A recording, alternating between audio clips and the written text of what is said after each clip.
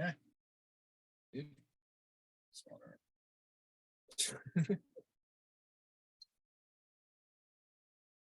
not. Yeah. No. Bad.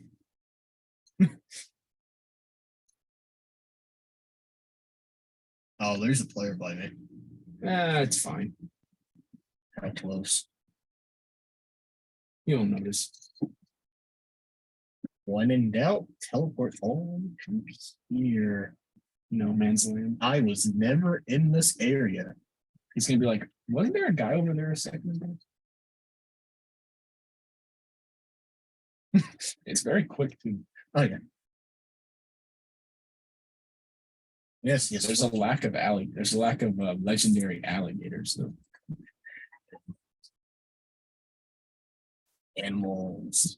That's no legendary. I also can spawn goose.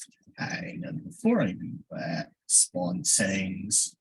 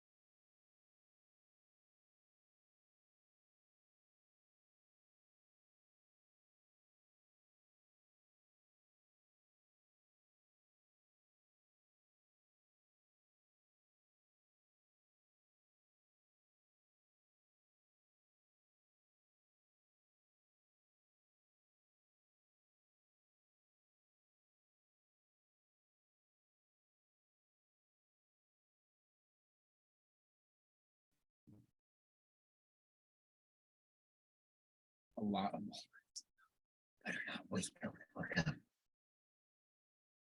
I don't think he's waiting. There's the skin option.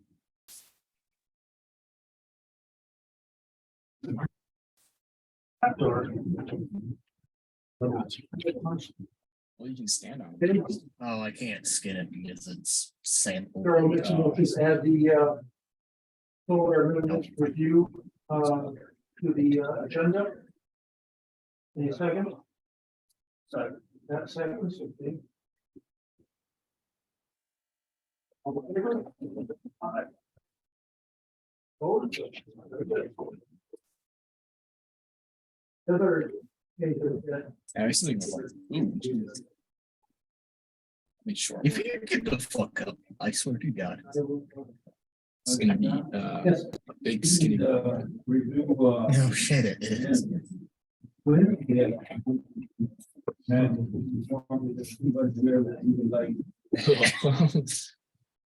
if you can make them. I can either sell it to the guy that makes skin wear like the trench thing I have, or I can bring it over to Chris and donate it. Oh, thanks for the beautiful alligator skin that we're I think it was doing. voted on last meeting, wasn't it? Okay. We bring it up. Okay, well, we will be talking about the wind ordinance after we get through the solar. ordinance. Now to make this seem like it was never here. And then as we talk about the master plan, we will I also. don't know talk what about you wind mean. I think you should hit. ordinance. What the hell? From other townships. Oh, Okay, it's sentient. so the agenda for May 9th has been It's the one that you have modified and You can't. voted on is to add the solar amendments. Okay, reports from the chairman. They have nothing really to report at this time. Anything from the township board member? Oh, by the way, welcome Nick as our new trustee representative to the planning commission. Thank you. And anyway, do you have anything to report? No report today. Trustees, what, 2 whole days? Okay.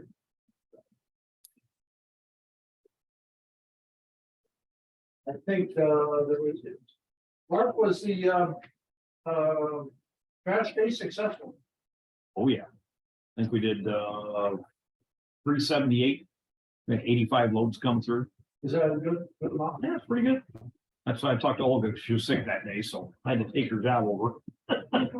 And she still showed up. Very good. Okay, now we'll have 2 minutes public comment. Time for 2 minutes per person. Anybody have any comments that they would like to express to the planning commission? Oh, I'm sorry. I jumped right over that. Approval of the April 11th, 2023 meeting minutes. Thank you, Cheryl. I sent them out to you and they were supposed to have been posted on the website. Apparently never got to it. So is there any additions or corrections on the meeting minutes? I wondered about the switchers traveling up to 50 miles per hour, their use is legal traffic. Where did that come from? I mean, is that? I know that Pat had observed 44, I don't know how many he observed, but here's that. Yes. Just say 40. Okay, somebody told you would make contact with somebody and said that. Okay. All right, and then they observed that 44, okay, that 44 is from Pat. Right. And I was told 50 miles an hour by Fred Pinkston. And, oh, thank you. And that's where that came. Guess if it's an issue down the road that they only go 40 miles an hour and hold up traffic, then MDOT would be responsible for that. Yes, it was. Okay. And I believe there is no minimum speed limit. And I don't believe there's a minimum speed limit. There's no sign all the way down. Down farther towards the where they dropped it down to 45, 25. Well, right. I think Ron Chrysler is 45. You don't have nothing up until you start to have curves right there. But from Cone, I think from Cone Road down to Chrysler, it's at least 55. That's not north. It's not north. Not close to. So any other questions or?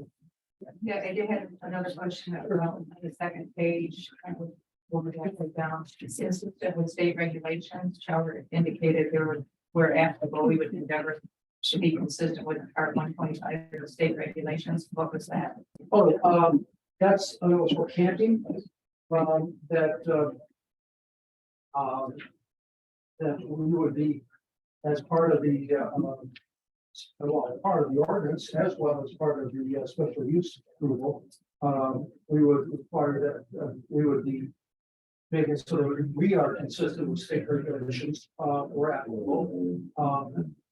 And we would endeavor to be consistent with Part 125, which is the camping stage camping regulation.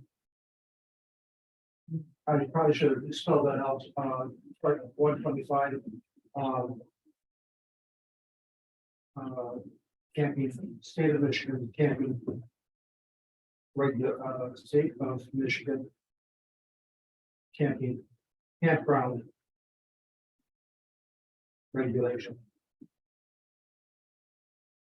I was basically trying to say there is that if it's something that is appropriate for our a campground here or whatever, or Getaway Bay, now we would also utilize whatever, in other words, we would dovetail with their regulations were applicable.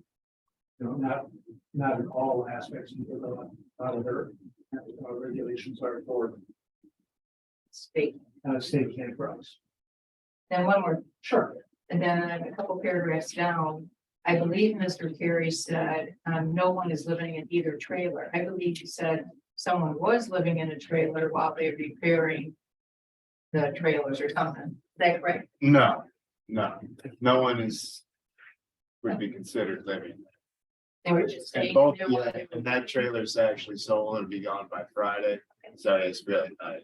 Well, I think you said that they were in the trailer while they're working. Working, right? and yeah, maybe stay there like 2 nights out of the month, but but really, that's about it. Okay, so in other words, that if they were staying in there, it was only for convenience. And it wasn't for, it was because it was related to their Work, working. yeah. um, Did we reword that? If their trailers are leaving, I don't think it's necessary. Okay, But I just wanted to, I thought that he said there was someone living there while they were working. They're done. Yeah, I had heard that they weren't. there's a yellow one, both of them, there's an old one we had for Halloween. The one that's down like in the gully. No, that one's the one that he was working on the interior, that one's going Friday, and then the other one, I don't know, it got complete, or is purchasing it, but he might need a week or two to get it out of here. Great. Anything else? Nothing. Nothing. Thanks. Yes, Well, it's really not, I just have questions, but that's fine. it's just, I wanted to know, is a preliminary review necessary prior to a public hearing? No, it's not, preliminary reviews are not required. But we did it. But we often do it in order to get everybody up to speed and in informal discussion so that when it gets to the public hearing or everybody is most of the issues have already been worked out. And that is the cost of the special use justify how much time, I don't know what it is, but justify how much time is spent by the planner and the board. I mean, this has been the same rate forever. And I don't know what The cost, of the special use and applying for the permits and everything through the township. the fee schedule has not been updated for decades that I know. However, Is that a board issue? that's a board issue first, yes. But the applicant is required to pay all costs associated with the processing the special use requests written in site plans. And if they don't pay enough up front, then they will. Brought my check. So, any other questions or corrections on the April 11th meeting minutes? Is there a motion to accept the amended April 11th meeting minutes? Cheryl makes a motion to accept the amended meeting minutes from April 11th. Is there a second? Second. Seconds, all in favor, say aye. Opposed? That passes. Now we can get to the public comment. So now does anybody have anything to say or ask or whatever? Public comment tonight, you can talk about anything, unlike the township board meeting. We don't restrict you to agenda items. Yes, sir. Matt Nichols, 157.0.0. Yes, ma'am. On the quarrying stuff. Mhm. It says the traffic's gonna be basically 40 trucks to 50 trucks a day. Is that all including the switchers, or is that in addition to the trucks coming in? And then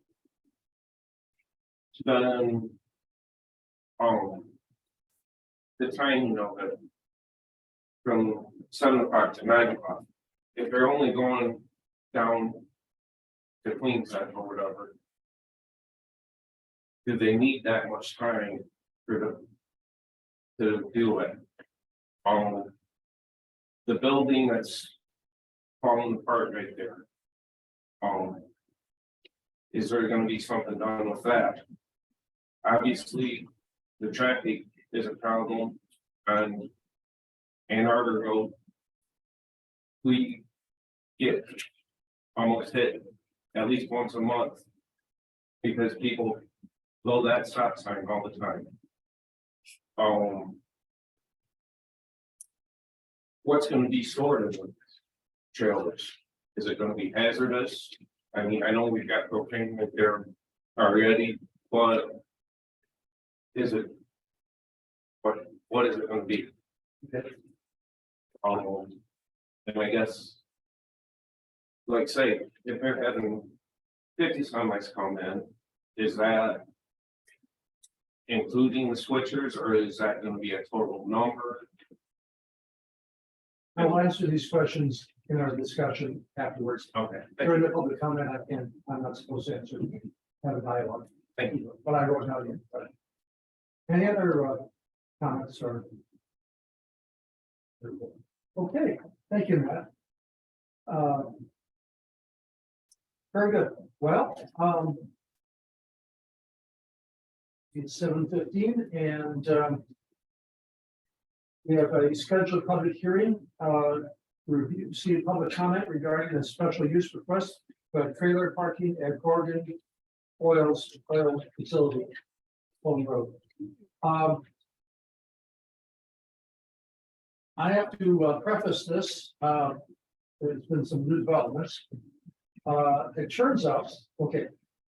The township board approved the ordinance amendments in April to allow for the truck parking at in C2 as a special use, and also to allow camping as this accessory use in a C1 and in A1. So they adopted those ordinance amendments, and I sent them to the newspaper for publication, and somehow they lost it at the newspaper, and they never published it.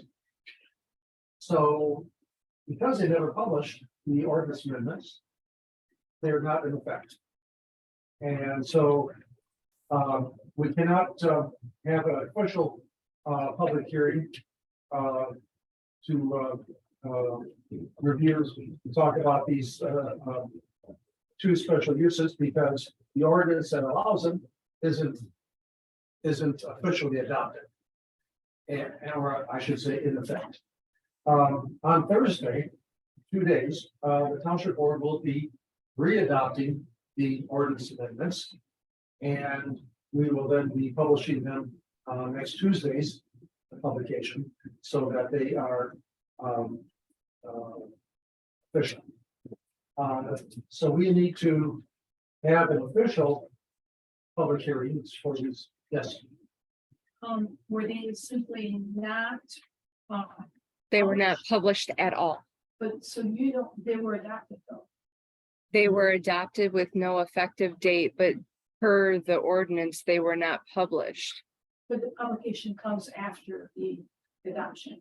Yes. Yes, So they were adopted. I don't think they need to be re-adopted. They just need to be published in paper. but they never gave an effective date. As it says in the ordinance, the board has to give it an effective date. So just doing it that way, plus it says in the ordinance that it has to be published within 15 days of adoption. So It's been more than 15 days. yes. So they have to re-adopt, give it an effective date of whatever they choose. Yeah, and then unfortunately, But I do have emails from the paper that says that they received it, but when they lost it. We recommend a different paper. Unfortunately, the only other paper is Monroe Evening News. Or why not? Unfortunately, nobody gets it out. Right. Maybe 3 people. You can get in that to board. I can get it to the board. Yeah, this isn't the first time. Okay, however, because it was in the paper and we will have a public comment on these issues and we'll discuss them. But it will be more of a preliminary discussion, and if there's any questions, we can, that's why it's going to be relatively short. Question. Okay, so with that said, hold on, I'm sorry. So Thursday, Township Board will re-adopt the ordinance, we'll publish it, get it published on next Tuesday's publication. And then in June, we will have a public hearing to review and adopt the special use requests and the site plans. Now, unfortunately, our meeting our meeting comes after the board's meeting, the township board's meeting in June. They're on the 8th and we're on the 13th. So I am going to request, I would like to have the public hearings on June 6th rather than June 13th. That way we will be ahead of the township board meeting and we can they can then process it in a timely manner rather than having to wait until August, July. So, is there any objection to having our next meeting in June 6th rather than June 30th? June 6th is also Tuesday. So switching. I'll make a motion. Thank you. Oh, thank you. So, It wouldn't be considered a special meeting, it's just a change of date. It would be a special meeting because our regular meeting is June 13th, so. The only caveat on a special meeting is that whatever is on the agenda, that's all we can talk about, which is. Okay, so on June 6th, we will have the public hearings to discuss the Oregon request and the Getaway Bay request. And then the township board hopefully will be able to have a recommendation at that time. And the board on their June 8th meeting and come to a decision. So, okay, so public hearing to receive public comment. Okay, I'd like to receive public comment regarding special use requests to have trailer parking at the Corrigan facility on Cove Road. It's open to you guys. Yes, ma'am. Are you still gonna think about getting something besides the switcher? The pulling trailers down the road? That is something that as long as they're illegal, 45 mile an hour, come on, and 44 tops. Minimum speed on Ann Arbor Road is 45. on Ann Arbor Road. Speed limit is 55, minimum should be 45. I don't think they have a minimum on it, We'll get a minimum on it. but we can check that. Check that, and,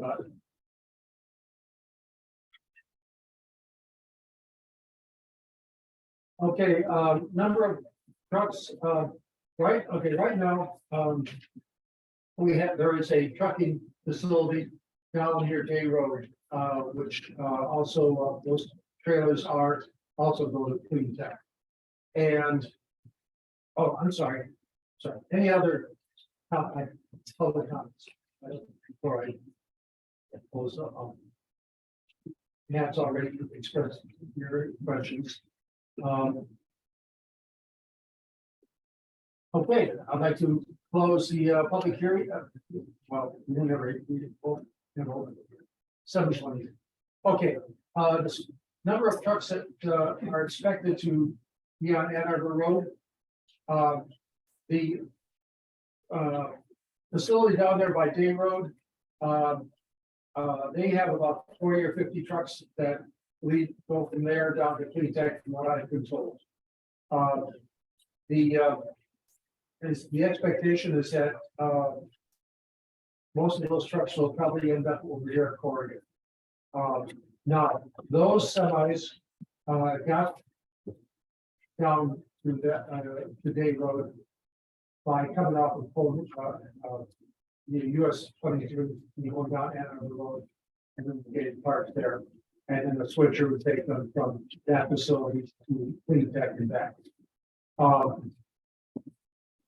The expectation is that, this is Stacy from Corrigan, and if I say something wrong, please correct me. Right now, basically the same number of trailers will come to Corrigan and get parked there, over here. And then a switcher will take them down Ann Arbor Road at maximum probably 44 miles an hour or 40 miles an hour. And take them back and forth. Now, the expectation is that it'd be roughly the same amount of trucks from here as that the one down Day Road was operating. It's because Clean Tech has been doing this for a long time. I have not heard that they are going to be increasing the number of their trailers, trucks that they use. Exactly. Yeah. So it's just that now we will have switchers and trailers going from Home Road down to Dundee and back. The operating time, that is something that's when we discuss the special use request in the site plan, that's something we discussed with Corrigan to decide, okay, what do they have to have? Do they have, it's probably, unless, I don't know what hours of operation they expect to use. You don't, he showed them those hours and they said they could do it. So I can reach out and see if we can make that up. Yes. The building on the site, that old building, I'm going to basically tell the Oregon that they have to tear it down. Either rebuild it or tear it down, because it's nice or it's not functional. And our road traffic, again,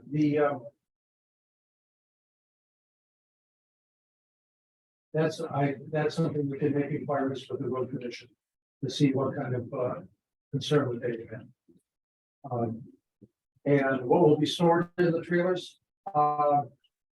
I do not, well, first of all, if it's hazardous, they have to tell us about it, because we have ordinances for hazardous waste or hazardous materials.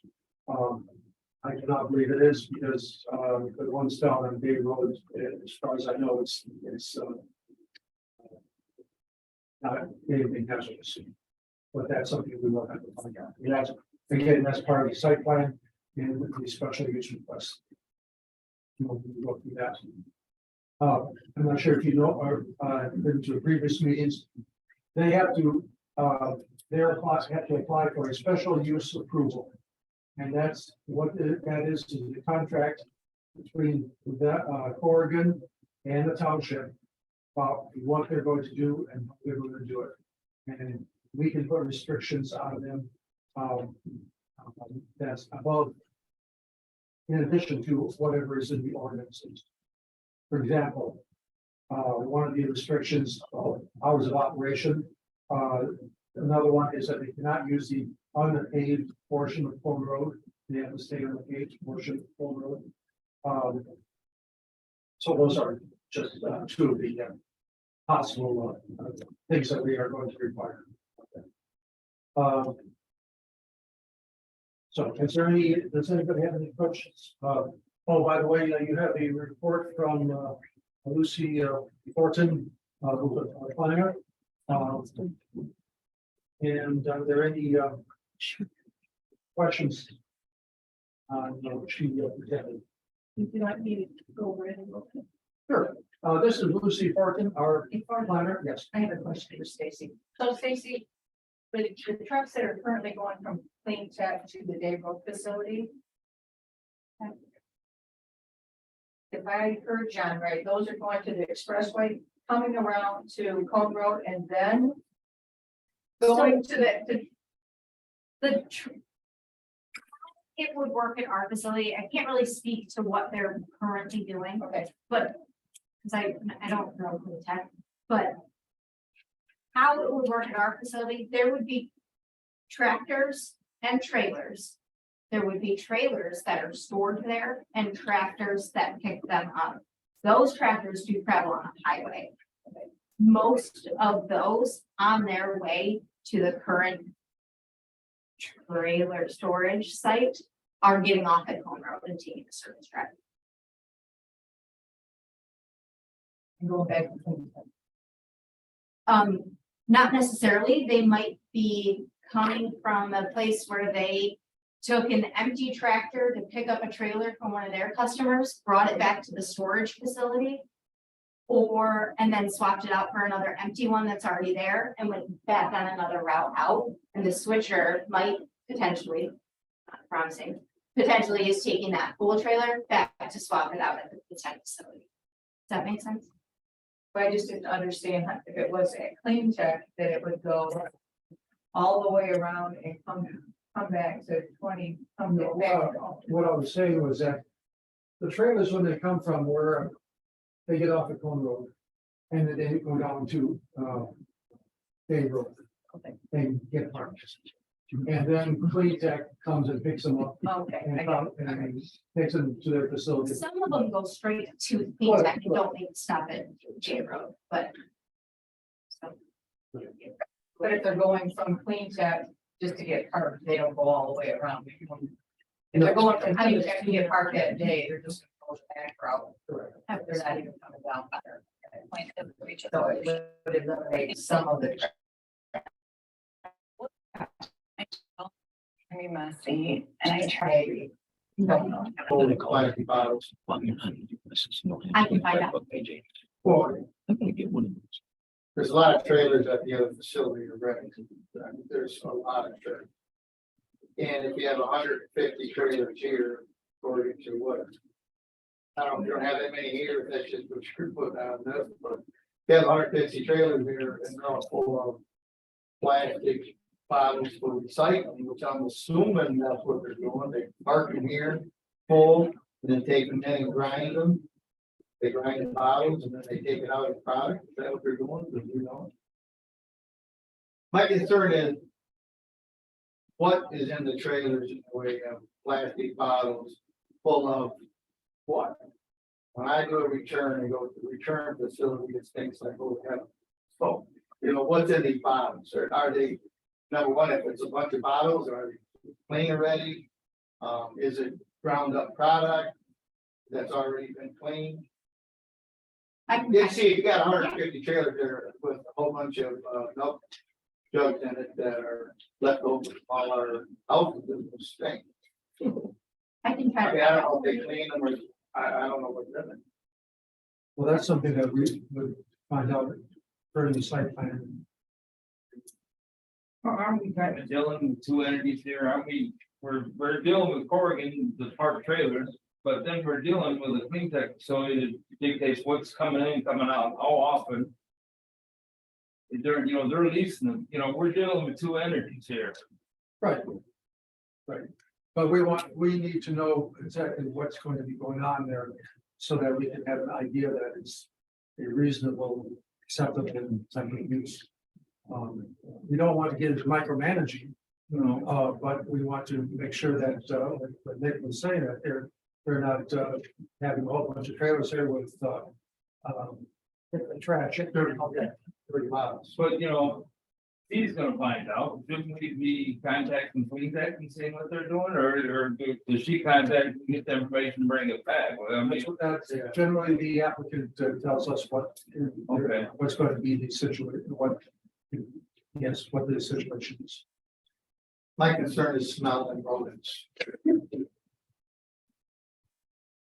Because if that, I don't know how long they sit there before they're emptied out, that would be interesting.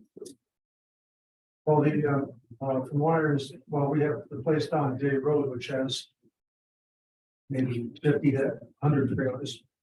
From what I haven't heard of any issues with them, as well as when I've been there, they're organized, they're very organized, as well as clean. Who's contracting this with Corrigan? is it Clean Tech or is it the trucking company on Dave Road? What, I'm sorry, Who's wanting to do this? who's our tenant? Yeah, Please. okay. Yeah, Clean Tech has all, it uses all these trailers. We need answers. to bring product or raw materials to their facility. And so Stacy, if you could find out exactly what's gonna be what's inside the trailers typically. And Process. I really appreciate it. Here, this is another thing to give you information on what I might want to ask next time. I worked in a demolition business for years. I've seen a lot of recycling stuff and I've seen a lot of recycling not so well. But tires were a big issue. Tires were a real big issue and they stored tires and trailers to a grinder and the grinder never ground the trailer tires or the tires. So we had trailers and trailers and trailers, tires at facilities and the place went bye-bye. And had trailers and trailers, trailers and tires. And they contracted us to bring it out. State of Michigan did very healthy project. And these were all over the place. We've run into some issues that happen at Conroe. It's not zoned for outdoor storage. Well, the stuff that's in the trailers. Okay. And they go debunk, which I don't think they will. But you had tire facilities that were recycling tires that never recycled tires and had a big problem all over the state. These places went debunk and had trailers, old trailers full of tires. And then the other thing that happened is they were grinding demolition debris and they were trying to say they were selling chips. Well, they weren't selling the chips because they weren't worth anything, but they had trailers in mounds of demolition debris that they took in and then they ran away. It's one thing if there's 10 or 50 trailers, but you're gonna have 150 trailers there. And this one you might want to deal with your tenant. Yeah, that would be on us Yeah. to go after our tenant if they're leaving trailers of things on the site for too long. That would be something that we wouldn't want as the owner. They've been shipping bottles there for a while, so. I worked there 40 years ago, they were shipping bottles. Any other questions before Lucy summarizes her report? Go ahead, Lucy. Thank you, Mr. Chair. I want to spend a little time looking at telling you how I structure my reports because that's what you're going to see when I do a review. I tried to give you the basic information about the site and the project, basic description, as well as procedures, what's been submitted, and what you're asked to do. It's not really happening tonight, but in whenever this happens, you would have to first go through the special review process and review that, the criteria that are provided in the ordinance, and make a decision. If you look at page 2, we've got again more basic information as far as adjacent land use and future land use and zoning districts, which tells you that Corrigan essentially is in a C2 area. As far as the zoning districts, the future land use are all commercial around that property. And you've got as far as existing use, you have a residence to the east in a farm field before you have the railroad. And you also have a property owned by Corrigan in front on Home Road. On page 3, that's where you have a special use review. So I went over the general criteria that are in the ordinance, and this is how it's laid out, and then it would be my recommendation at the bottom of the page. So let's go over those criteria a little bit, and I think we've gone through this process already with John as far as looking at preliminary. Before tonight. So harmonious with the character of the general area. It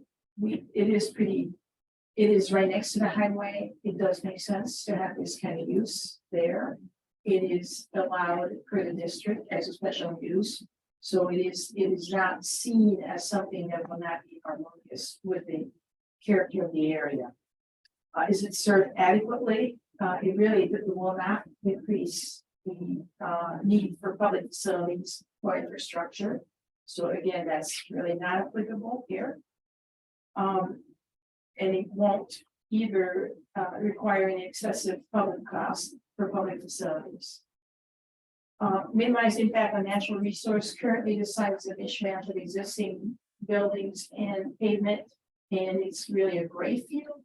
We in the language of planners call it. Therefore, there's not a lot of natural resources other than the vegetation on the edge of the site.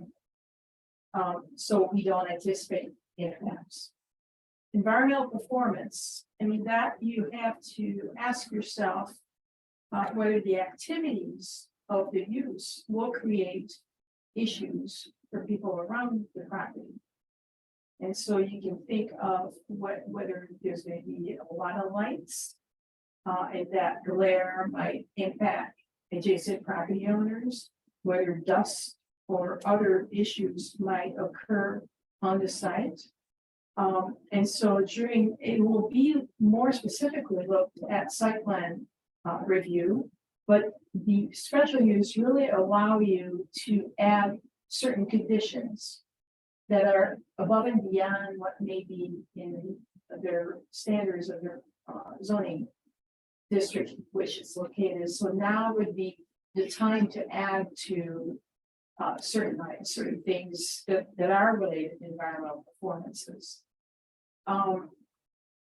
So I believe you have already discussed making sure that there's no excessive wear and tear on Cone Road beyond Ann Arbor Road. So that would be a condition that's been added, and we see that at the bottom of page 3. What else I can tell you? I think we've talked about the limitation on business hours as far as a condition that would be valid. And also the other thing that I'm already at the bottom of the sheet here, page 3.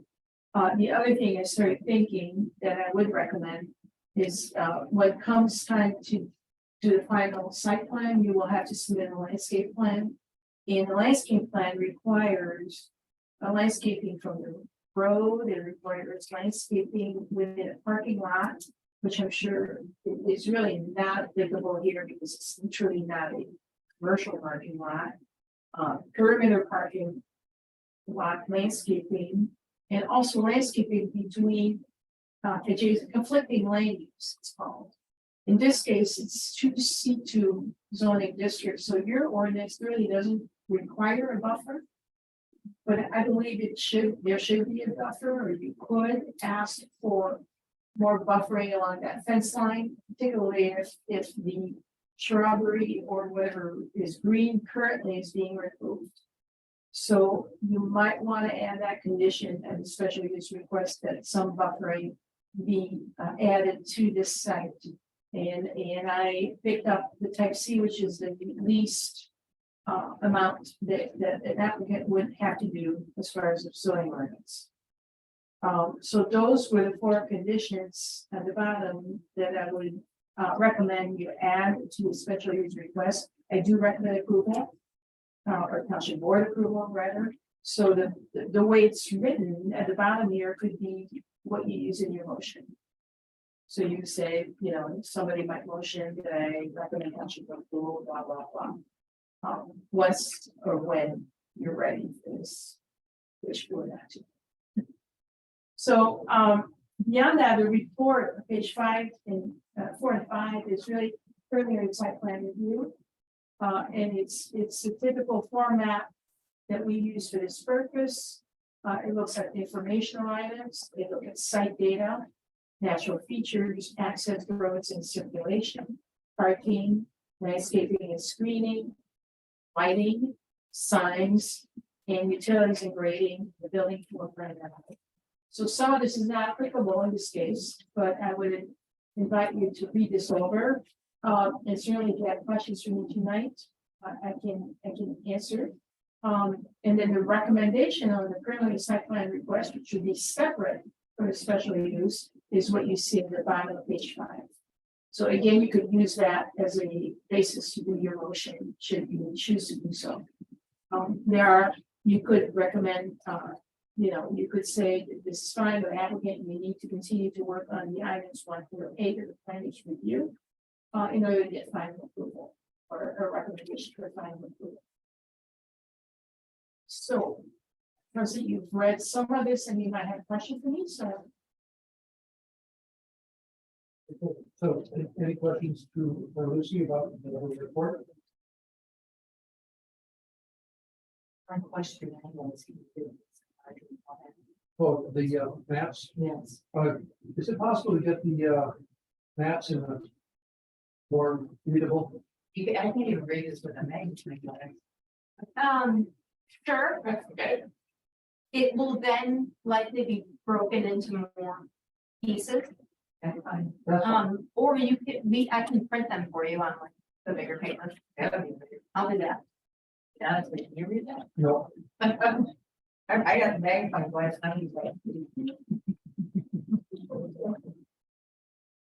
Okay,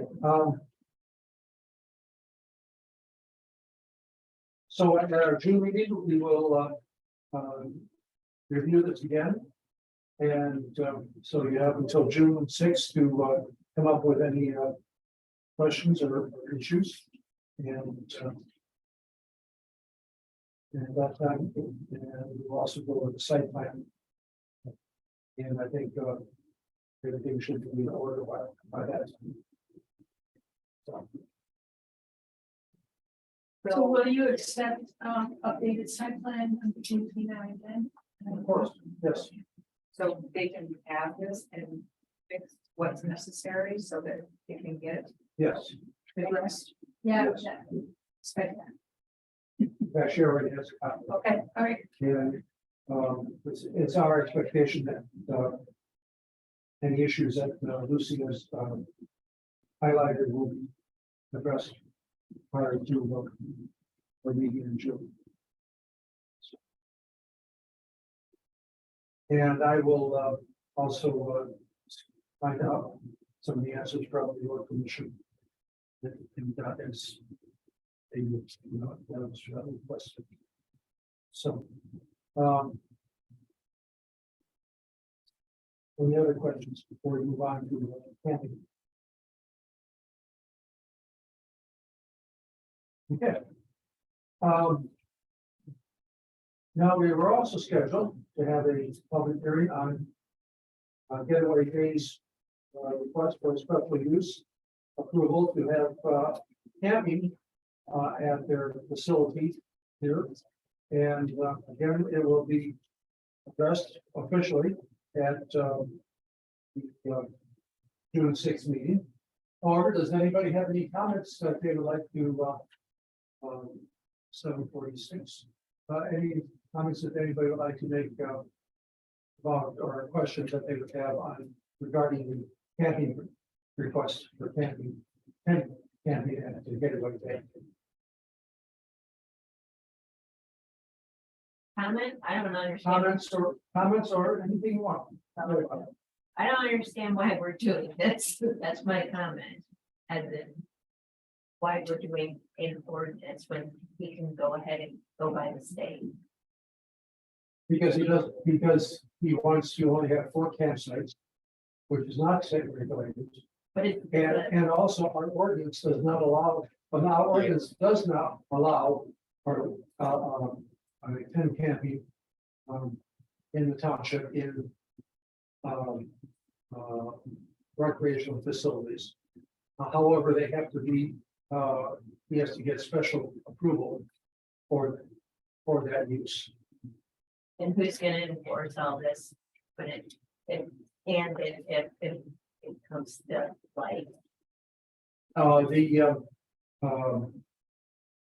special approval use requirements or agreement will be enforced by the township, by our duty. And as well as any ordinance requirements will be he will enforce.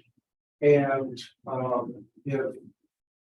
the interesting part about special use approval is that if he violates conditions of that, or the ordinance even, he can get shut down. Not just the camping part, the whole thing. So, all this, so it behooves him, not to, to be, live up to his agreement. And, now, issues that arise that are beyond the scope of the ordinances or the special use, such as emergency or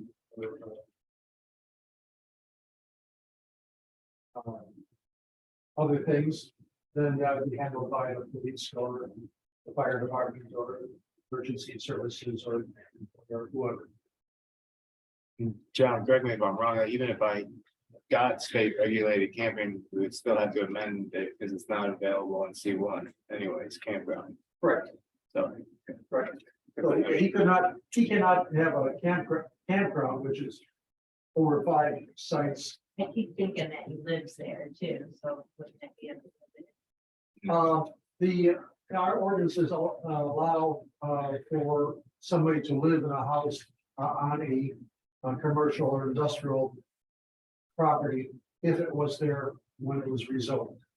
And so when it was rezoned to C1, the house was already there, and so our ordinances said, basically says that that can still be used as a residential house, even though it's now in the C1 district, just like the houses on Ann Arbor Road. Those are all industrial zone. Yeah, and so if somebody buys the property and wants to set up some kind of industry, and there's a house there, we're not forcing them to tear it down. Perfectly good house, tear it down. If they want to use it for residential, we allow them to do that. So are they taxed industrial or are they taxed residential? The use is residential right now, and if it's So just a house residential there. Yes, if it's a tax for the use, whatever it's being used for. Just because it's in the industrial district, it is not, unless it's being used for an industrial purpose, it's taxed as a residential. So those people that live there, that are just been living there for 40 years, they're taxed as residential. If they, like I said, if they sold the property to somebody who started using it as industrial site or commercial site, then it'll be taxed in that manner. So, yes. Any other questions?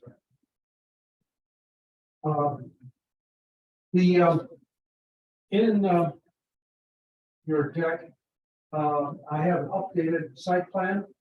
I should say special use approval from that.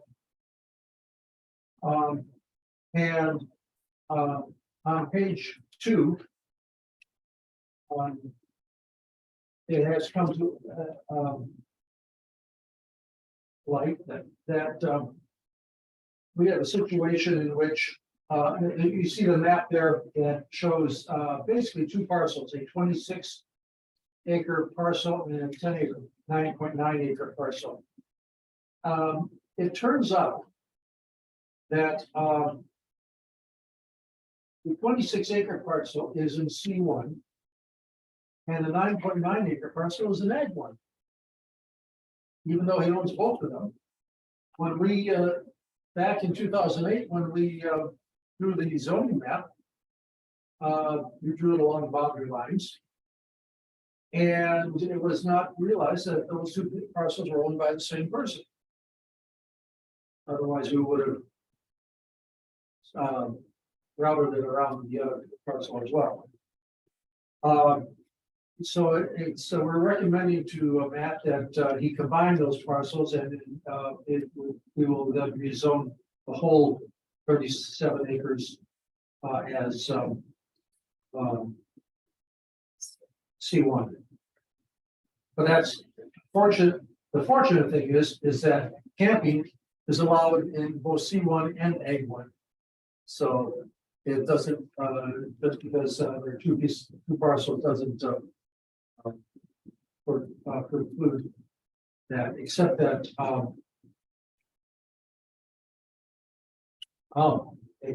we need to have this parcel, the combined parcel. We want to combine it because it needs to be over 30 acres. So that's one item. Also, turns out that in the 9 acre parcel, part of that is, or is it all? Lucy, is all of it? No, it's a ribbon. There's a along the ribbon. creek. There's a creek that goes through there that's part of the floodplain. So, Matt is, going to be providing us with by next month, hopefully. Site plan map that will, show that information. The, previous site plan map that we have for Heath Beach that was generated back in 60s, last century, is unfortunately nowhere to be found. Because Heath Beach has gone, or the beach, the lake, whatever you want to call it, has gone through multiple owners since Chuck. We've had it. Apparently, their records, the records for a site plan map for the beach is also not available. So Matt has to come up with a new one, which is probably a good idea. So anyway, so then page 3, it shows is a aerial view and shows where the campsites we tend to have in the trees on the south end. And then the next page is more of a aerial view showing. That might be hard to see if it's in black and white. That was the distances to residences. But they were color coordinated lines. So it's in black. I'll get this printed out in color. Okay, yeah. And the nearest residence, I think, is 1,400 feet from the closest campsite. Right. Yeah. And then on the next page, he's showing us what kind of campsites are he's going to have. And each of the 4 sites will be clearings of between 800 to 1,200 square feet. So in other words, 30 by 30 or something like that, 40 by 40, 30 by 40 feet. 2 of the sites will house a 4 to 6 person tent with furnished beds and a table pictured above. The other 2 sites will house a slightly larger yurt style tents for 4 to 8 people and will be also furnished with beds and furniture. Each campsite will have a fire pit, picnic style table, small solar powered power station, and separate outhouse style covering, a separate outhouse style covering or structure with a compost toilet. The sites will be accessible via a walking path that will be large enough for an ATV, but not a full-size vehicle. The nearest campsite to a neighboring residence will be approximately 1,400 feet, with a second residence being 1,500 feet. The nearest site to the property line will be approximately 100 feet and is a farm field. The rear property line will be fenced off. As seen in the attached map, the back 9.9 acres for the property is a separate parcel. This parcel will be defined for the main property and rezoned C1. All camping will comply with the April 13th, 2023 amendment to zoning ordinance, including the following regulations. The hours of operation of being open to the public shall be limited from 7 a.m. to 10 p.m. unless special approval is obtained from the township board. Now that's Last year you had those hours, correct? Yeah, we close usually a lot earlier than that. Right. Most of the- Occupancy within the park shall be limited from April first to December first unless approval for an extension of that period is obtained from the township board. Facility shall have more than. The facility shall have no more than 4 tent camping sites. Maximum length of stay shall be no more than 14 consecutive days. Any 130-day consecutive days. Campers will observe quiet hours from 10 p.m. through 7 a.m. Camping sites shall be at least 300 feet from the nearest off-site residence. A facilities manager shall be available and on call at all times. Access to the facility shall be restricted to campers only during quiet hours, and the building grounds and facilities shall be maintained in clean and sanitary conditions and kept in good order. Those are all in our ordinance.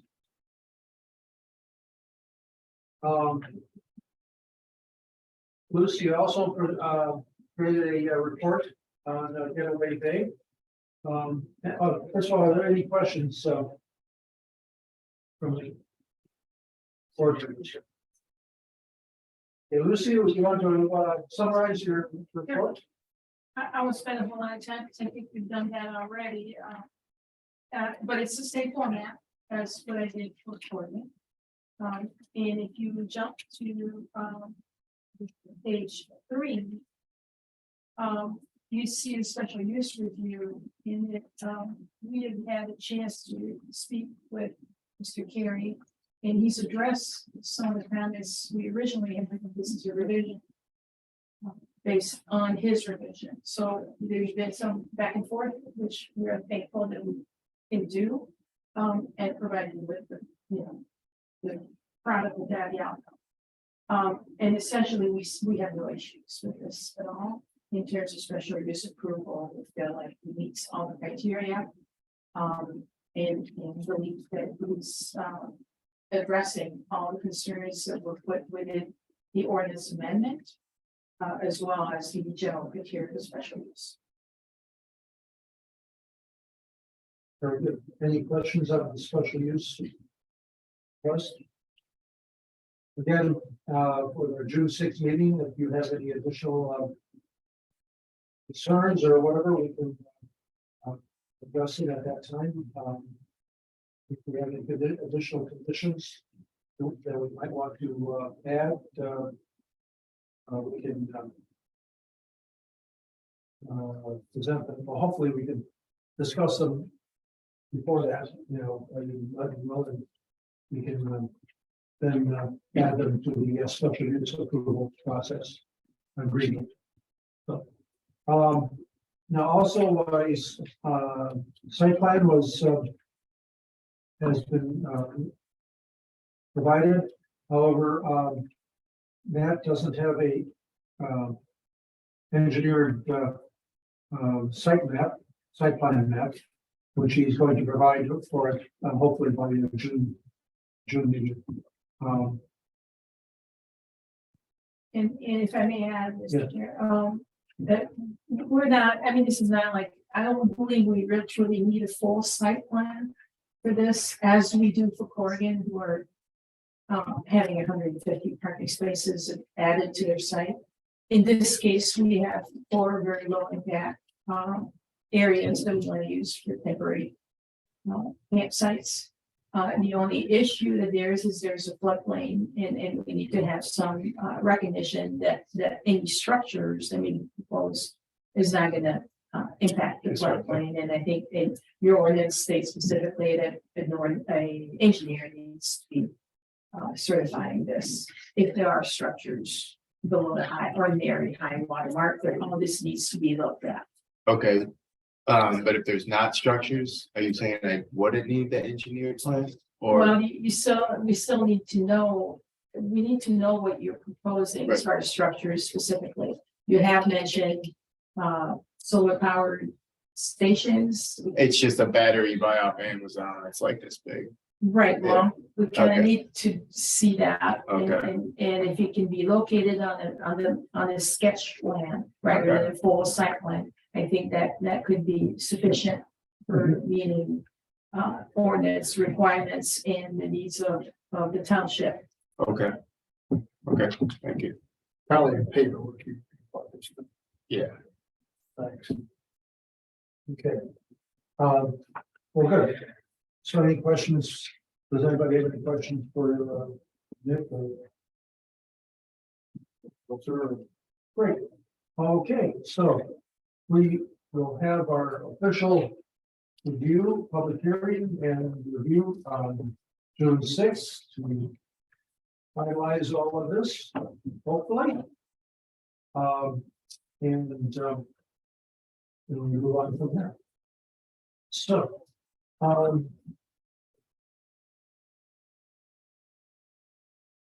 it's 5:08, so now.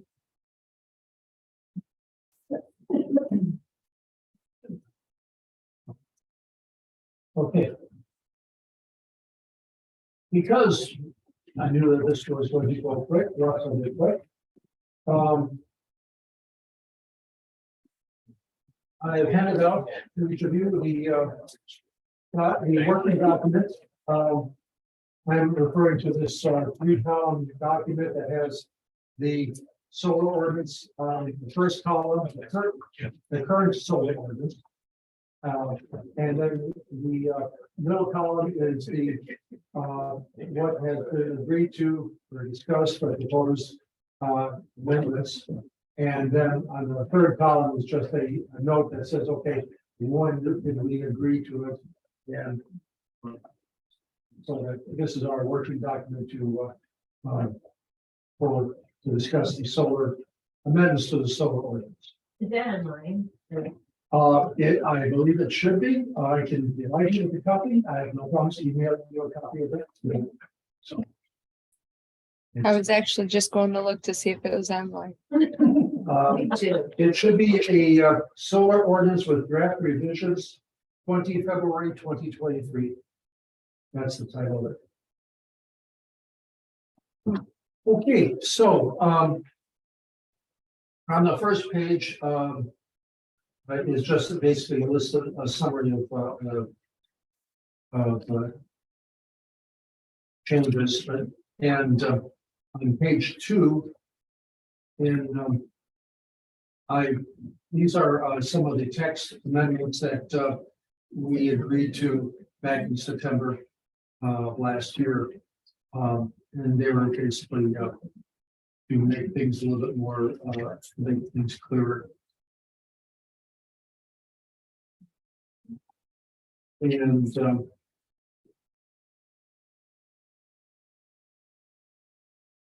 so you can see the changes that we made in both that are in bold text. For example, under escrow account, instead of 15,000, it's 25,000.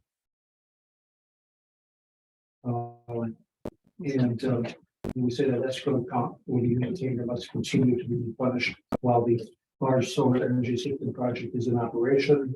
Township may draw from the escrow account to pay any costs incurred in enforcing this ordinance or the special use agreement with respect to the large solar energy system, including legal fees and expenses.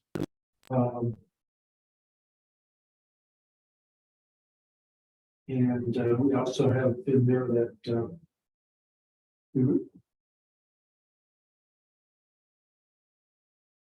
we added that if an applicant, in terms of replenishing the money, if the applicant has already been approved, application has already been approved, the applicant's failure to replenish the escrow account within 30 days after receiving notice is a violation of this ordinance, which the township may, upon notice and hearing, revoke the special use approval permit. Then on page 4, some minor changes. Can I ask a question? Sure. Item number 13 on page 3.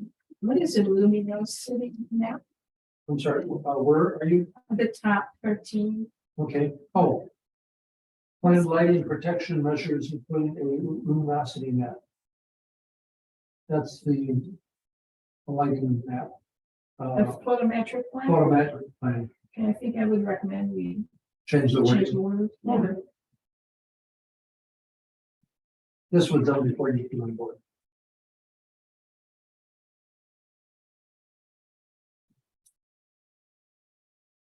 So that's lighting up the entire facility or? Yes, whatever lights that they plan to have. They, during the site plan, this section that she's referring to is the site plan review portion, and they have to provide us with a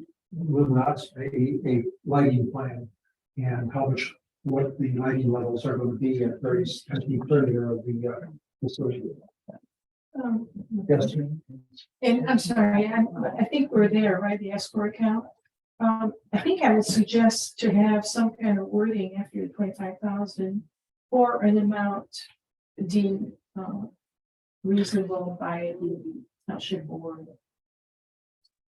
And, you know, something to that effect, to give a option if, you know, 10 years from now, or whatever, it becomes way more expensive, the fee can be changed or adjusted. Okay.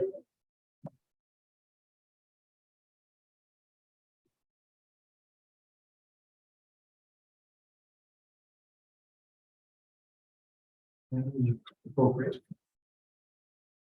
Now, as we go through this and discuss these amendments, you know, once we get through them all and sort of have a general agreement that, you know, we like the word, we have a general agreement on the wording and everything, then we will go through it and nail it down.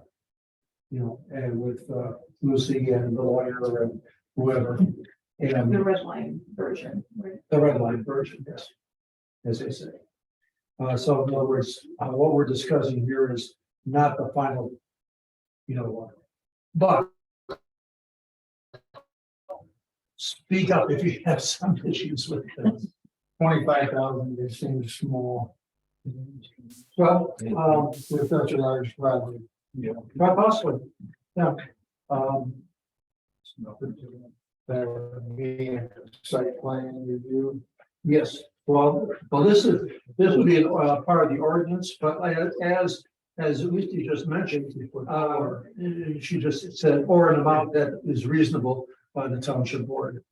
So that gives us a lot of flexibility, which is what we need. Okay, so, then, let's see.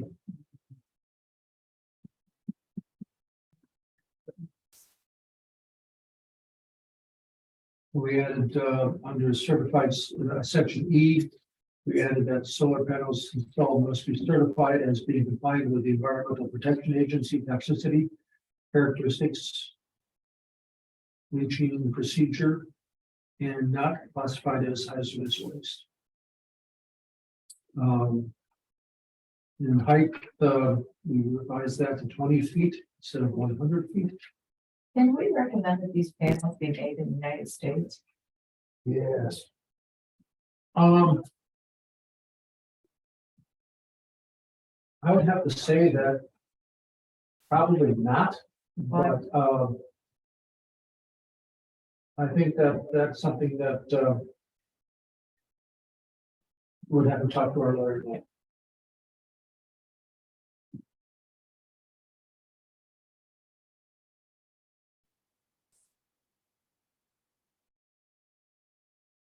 I feel much more comfortable with what's the contents of those panels than made here versus themselves.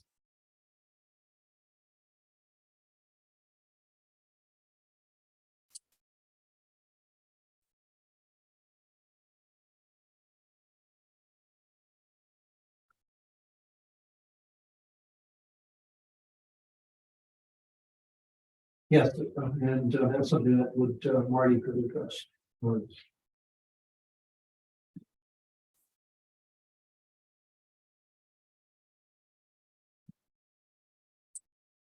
Okay, Then, page 5. Okay. Number 4, the last one. Mhm. Substation and electrical transmission equipment shall not exceed 20 feet. Right. We're not talking about the, panels themselves are 12 feet. Earlier in the paragraph, it said that maximum height of solar arrays, other collection device components or buildings excluding substation electrical equipment shall not exceed 12 feet. Okay. Substation, so that's the height of the substation. right, 20 feet, and the panels are 12 feet. That's not the inverters, right? No. No, the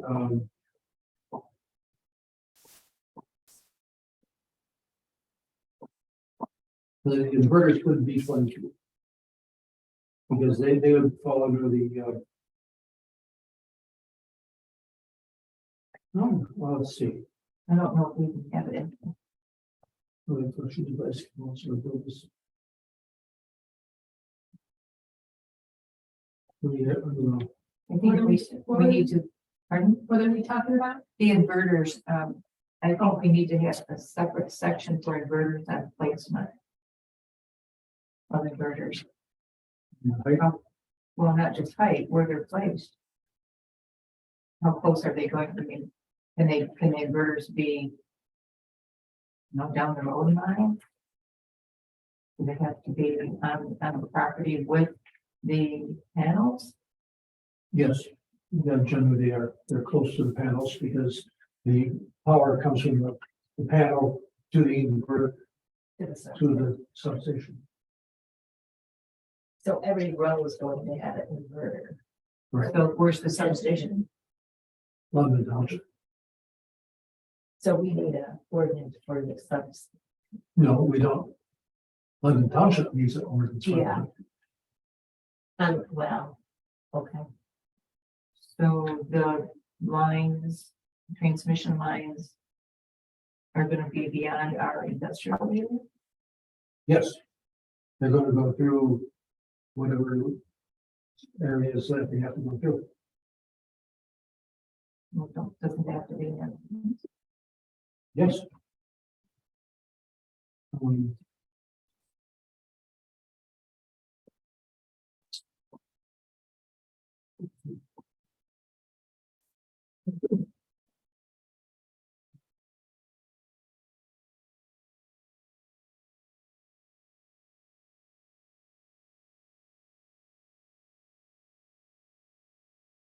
Yes, that's something we will be addressing. I can get where it is.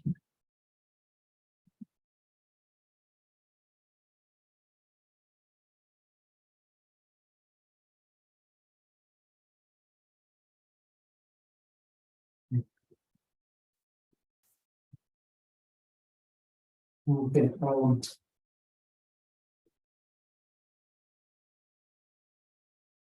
page 5 is where we stopped last time.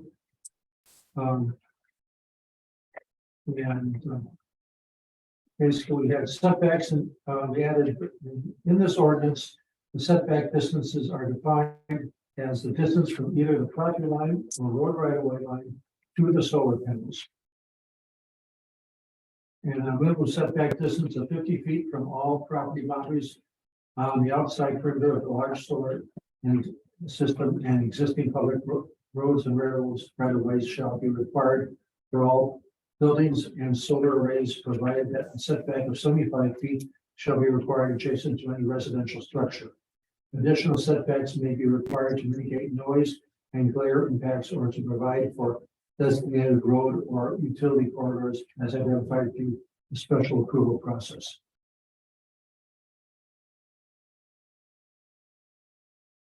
I thought we had that 300 feet from property line.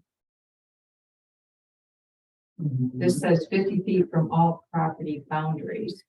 Our property. Now remember, we're in the industrial district. Well, your house is in the industrial district. Still industrial district. Well, we still want to help those people in the industrial district. You had a house or if I had a house there, I'd want to be protected. Yeah. Well, And I'm not saying, you know, not disagreeing with you. But 50 feet doesn't seem like much. That's why you have the leeway of adding more. With the last statement, the last sentence. Depending on where this is located. Each site would have to be looked at, and if it makes sense to add setbacks, then you do so. And this gives you the ability to do that.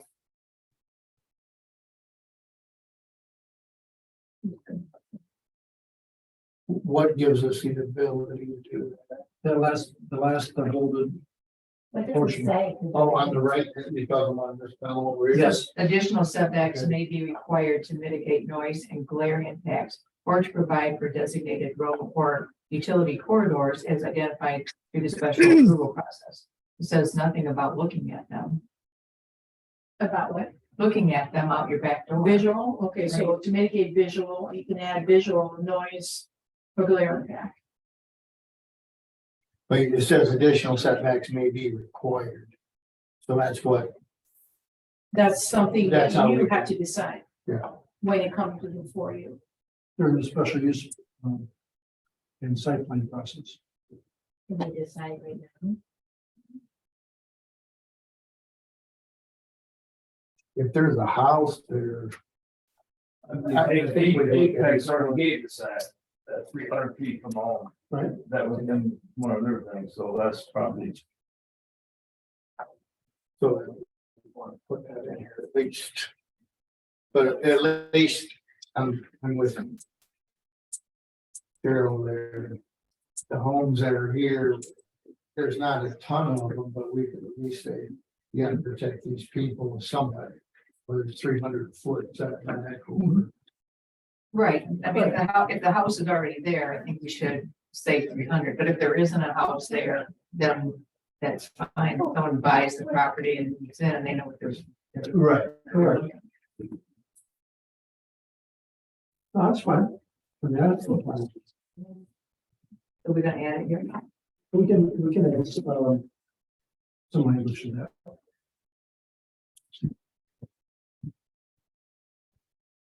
Three 300 foot from house or from property line, Property line. property line of house. Why don't you go 325? Right here. Or 350?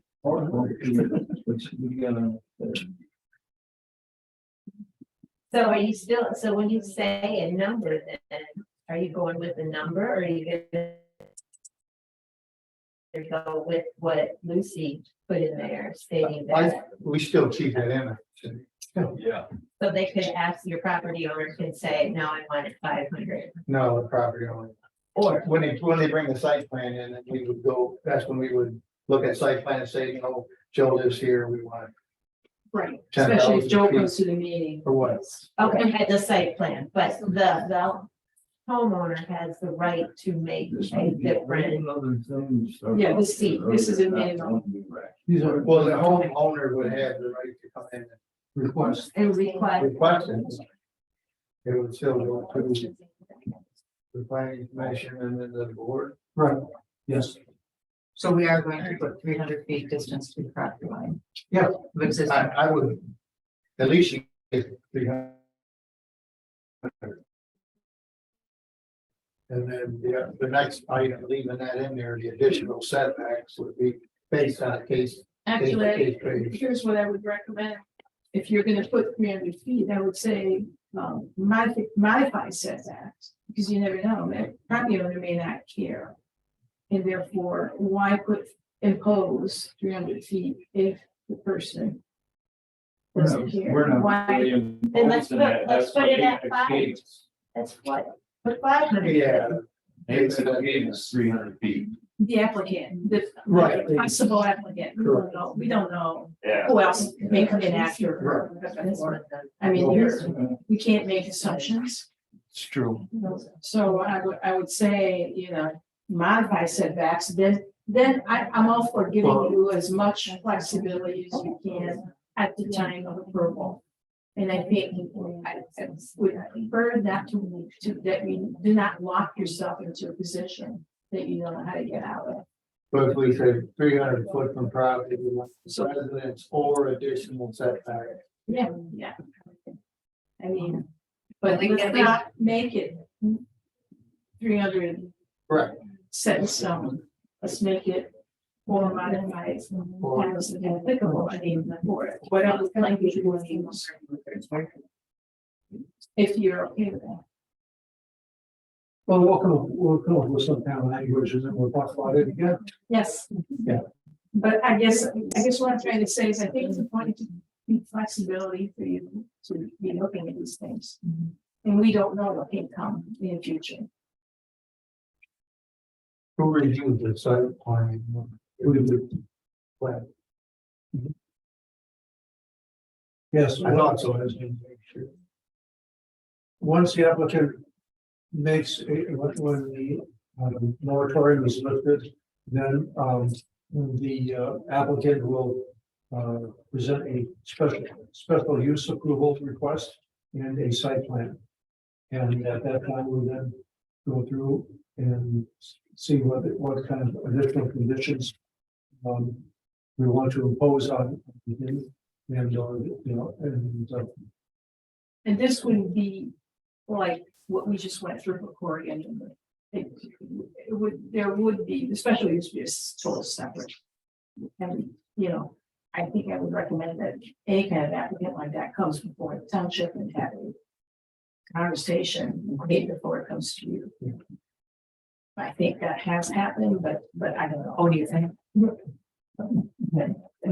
Well, Like when is our, some of them have, like the Bernard Gleeberman fellow. When they came after this, when is the moratorium up?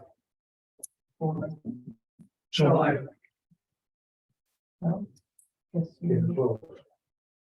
So next month, we need to make a recommendation, or the big board just needs to extend it. so we don't We don't, recommend it. Nick can just make it. right, I mean, we don't have to recommend the moratorium extension. It's not like they don't know what we're doing.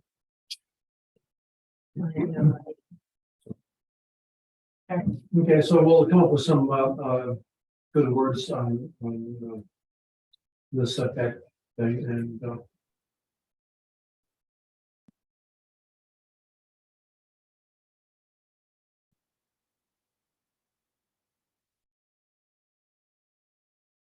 in the next section, fencing, well, it was on screen and security and I broke it up. Fencing, screen and ground cover. A large solar energy system shall be completely enclosed by perimeter fencing to restrict unauthorized access in accordance with federal guidelines. Such fencing shall be 70 feet in height. Use of razor or barbed wire, electrified fences, spikes, or similar security materials shall be prohibited. Fencing shall be repaired and evaluated for wear or damage at least every 3 years or at the discretion of the township board.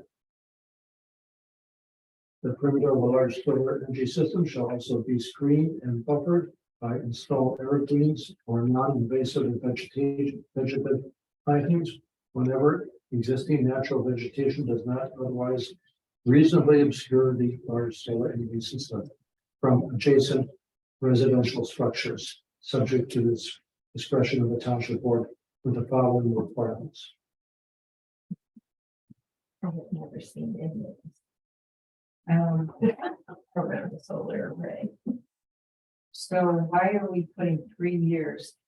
The fence could look really bad in 3 years. And damaged, Right. especially if, we're saying, And if it's noticed that it's in disrepair, it says, or the township board can send Jim Doobie out there and say, hey, what's going on with that fence? And you can then require them to repair it. That's why we have that parental discretion to the board. Well, I tend to question that a little bit too, in terms of it should be maintained, period. In good repair. I don't think we need to tell them that they need to do that and that the township board is actually gonna make them do that. I think that's putting too much on the township board. The applicant should be responsible. Agreed. Should be responsible, like any owner of property. Right. You shouldn't, go Everything look should every be 3 in good years. repair. The whole site should be, the whole property should be maintained properly. The 3-year issue, that should be right out of it. Okay. But it shouldn't be a continuous issue. I don't even think you need that sentence. I think you can just strike it out. The fencing shall be maintained in good repair. Right, there's, the expectation is there. But if you want to leave it there, I'm going to put a time frame or evaluation, Just leave fencing should be maintained in good repair. period. Okay.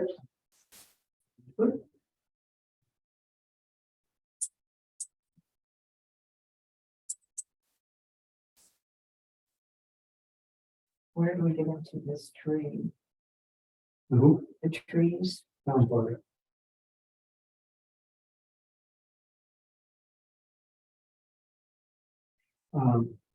Okay, at the bottom of page number 2, the screening buffer shall be composed of non-invasive vegetative plants, shrubs, trees, or evergreen trees.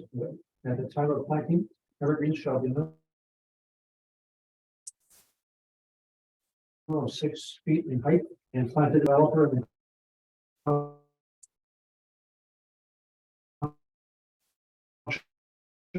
shall utilize the map. Does that exist? Hmm? Does that exist? Landscaping consulting services from Michigan State University or the Center for Conservation Services. I don't know where that comes from. It's not- anyway.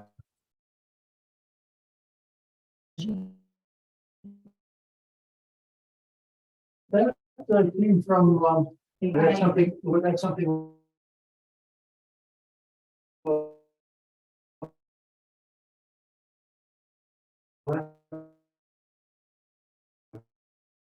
To verify. Well, so we could simply say that developer, it's not the township, it's really developer.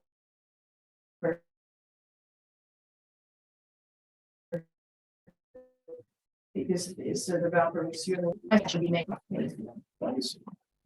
But I think that's elsewhere in your site plan. Requirements, so I'm not sure that you need to add it here. The developer and township shall utilize the landscaping consulting services from a professional licensed consultant.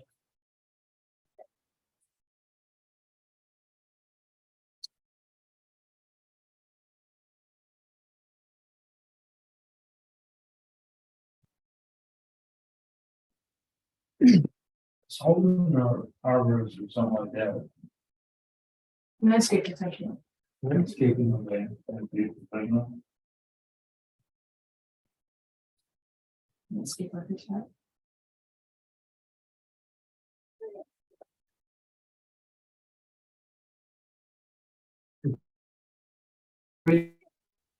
Each plan shall have goals to utilize a diverse tree and wildlife along with providing a visual barrier within a reasonable time frame from the road or within 2,000 feet of residences.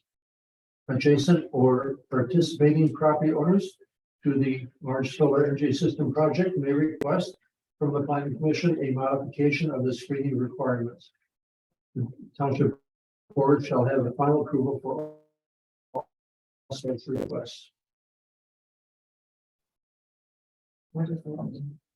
Well, that means that if a participating or participating property owner doesn't something different, they can make a request. In other words, You would put this same, additional not setbacks, but additional tree requirements or additional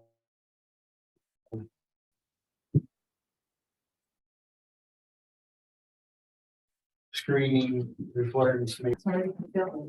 Okay.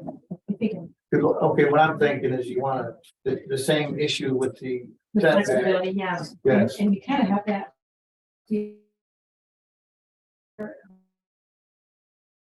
But you might, to do it with big, I totally agree with that too. My commission. because if it's trees are out there forever, it's not a big issue that the tree are. So building behind your house. flexibility, let's look at that. What kind of words are we talking about? I think we would put it at the end of number 3 there. You know, the planning commission and township board has the ability to modify the landscape screening requirements Yeah. either way. We want to put 12-foot trees by John's house. Because then it would only be instead of the whole facility having 12-foot trees where they count.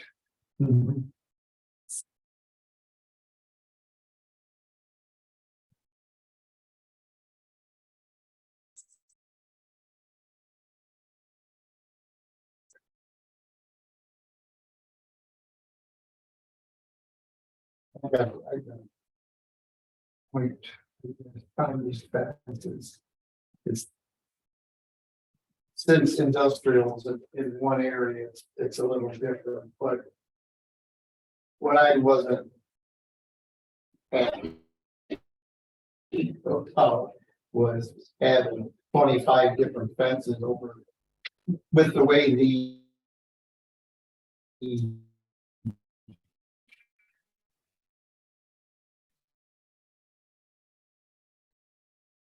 original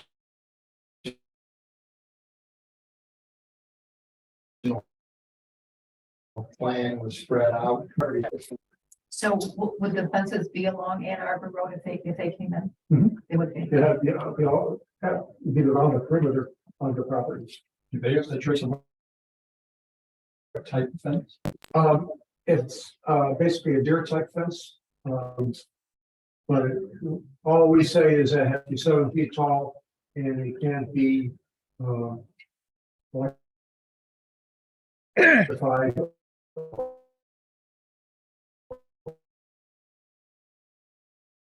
Or razor wire or it could be chain link, it could be deer fence, it could be split rail.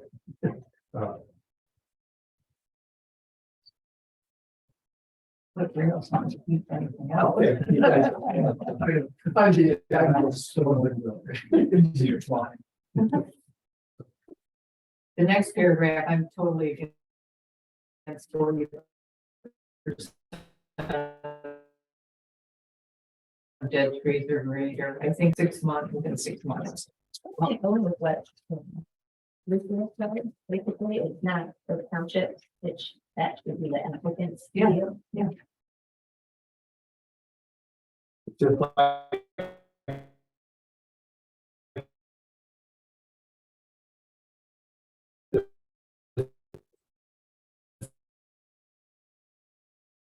fence, tree should be in, You know, within a time, I don't want to say timely manner because that's. Well, typically, when you install new landscaping, there's a warranty of 1 year. So you wouldn't ask replacement tree within that 1 year, you would wait after the 1 year. Okay, then And we it put that wouldn't in be there. us asking, it would be the owner. Or whoever put in that. Landscaping would make sure that whoever put it in replaced before they walk out. That's the typical landscape industry warranty.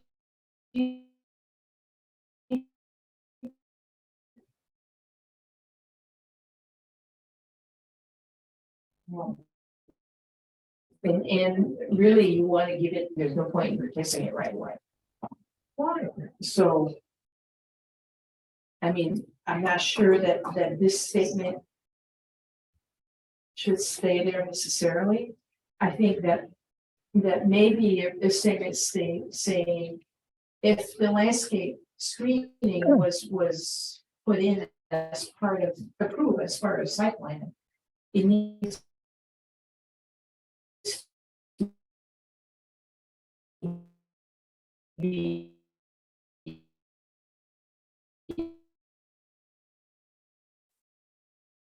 there indefinitely. You know, And not in 6 months either. if there's just, Should it be- needs to be there. Should be done with it.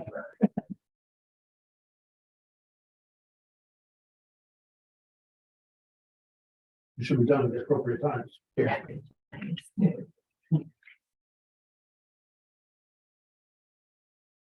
So. I would, But if you went and said, okay, let's get trees in, you got 10 days or something.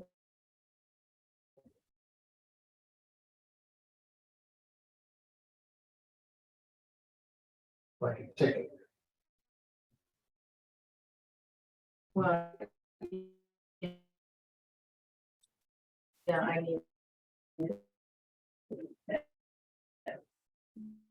That should be burden of, or from educator the trees in bed, which is probably more likely to happen. So if you're getting complaints.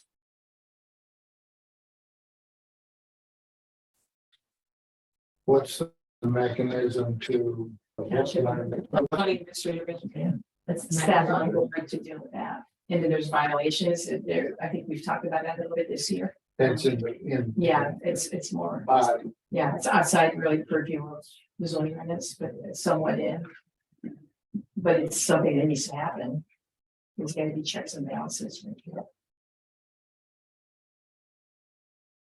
So anyway, I think I would like to look at this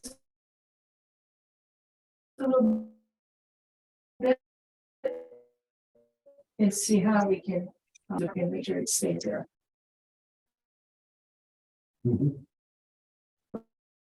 Forever. Okay, so you want to think about it for a little bit. Yeah. Okay, see what kind of language we should have. If that's okay. Yeah.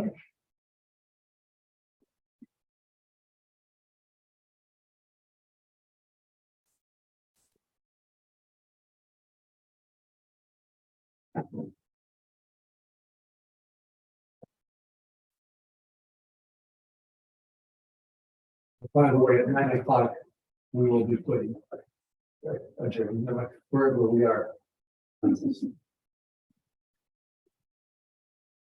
Unless everybody wants to go longer.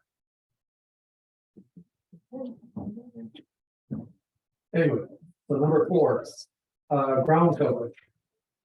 Large solar energy system shall include the installation of perennial ground cover vegetation maintained for the duration of the operation until the site is decommissioned.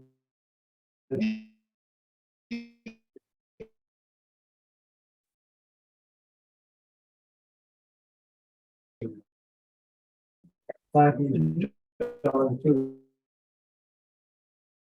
non-invasive or native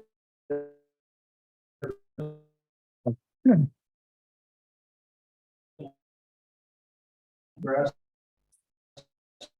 as well as polywork. Do the applicant shall include the ground cover vegetation establishment management plan.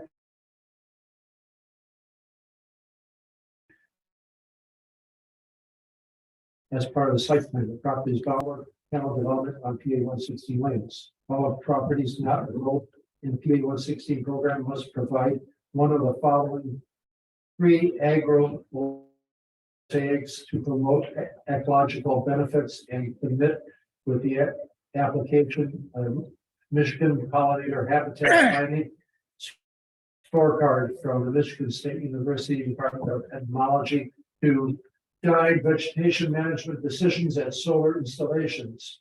Pollinator habitat, conservation cover, forage, grazing. If it is not feasible to provide agrovoltaics to promote ecological benefits, developer must demonstrate why it is not reasonably feasible. Vertical bifacial solar arrays are permitted as a special use.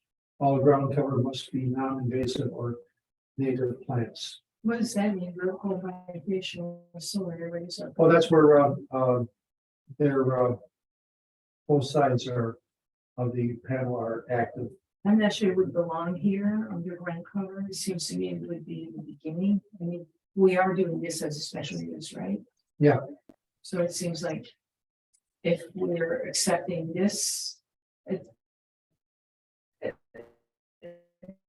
probably doesn't belong in this paragraph. It should probably be in the, wherever we talk about special use. Right. Okay. Personally, I think if you're gonna, if you don't have to follow, I don't think the MDR. I think we should say in our township, if you want to have solar, you can't be in PA 116, period. That's what I think. Why do they get to milk both cows? That's what I said. Even though the state says they can do it, I don't think that's right. Well, if it's an industrial, it would be PA 116. Well, it's in here, so. Yeah, so this must. Well, see, would be in the industrial, our industrial area, there might be some farms that are They're all. currently zoned in that zoning district that might be in PA 116. And if you are, and you want to stay in the 116, then you can't have solar. That's what I think. Well, what happens is that if you're in PA 116 and decide to participate in something like this, then you, PA 116 suspends your participation until the solar project is gone. Then you're reinstated into Just the, can't come back to it. then you're reinstated in the PA 116. And you don't have to reapply. So they would not have the benefit of the PA 116 Act or tax reimbursement during the life of the solar project. Is that what it meant? That's correct. Then why are some of the townships requiring them to make a choice? But what happens per the MDR rules for PA 116 properties, their participation is suspended until solar project goes away. There's a fancy, I don't understand it, but there's also a fancy way of measuring. There's a yearly thing, and if you come back on your 5 or remaining or something, and I don't understand this, but it gets really complicated. You're gonna pay a lot of money. Right. You know, there's fees and. If you break that contract. You, right, you understand it. Yeah. And that's really what the state did, is they just, there's a contract for that, and they won't penalize you. PA 116. But when you come back. No, they're basically just suspending it for that time period. And then after the solar is decommissioned and you go back to farming, you can then be back into PA 116. So there'll be no credits when you're in the solar. Correct. But you also don't have to repay any of your work. It's not like you're breaking a contract. Correct. That's No, what I but some years might Yes, be. yeah, There's something to do with the years, I agree. Yeah, it's just a suspension, yeah, Years. it's suspension. You know, in other words, they're not penalizing you.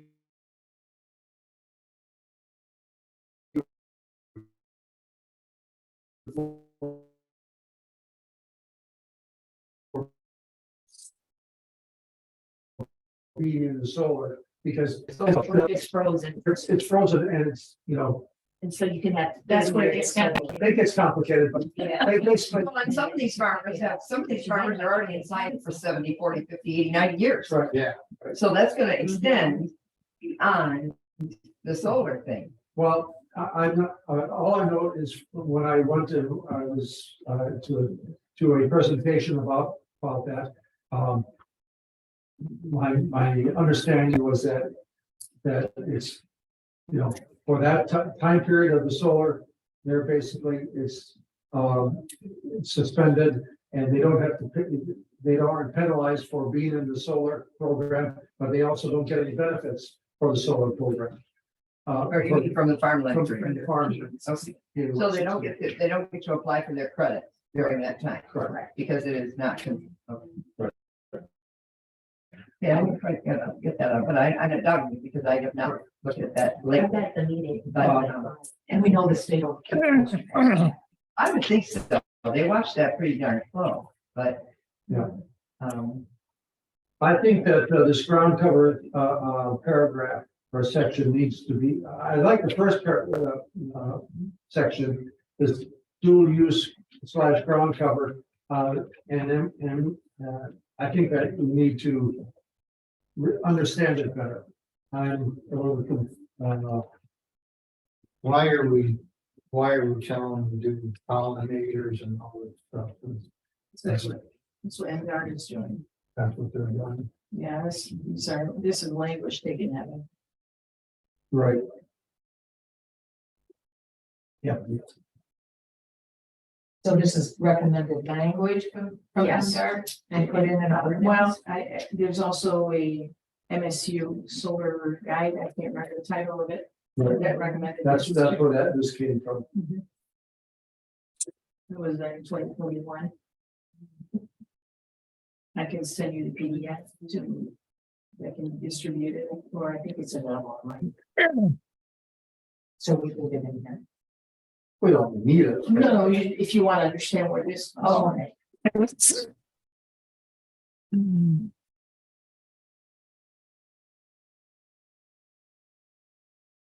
It's not like something, some projection, is vertical by facial, I'm gonna go check that.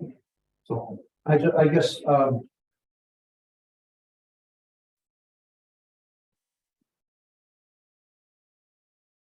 We gotta dissect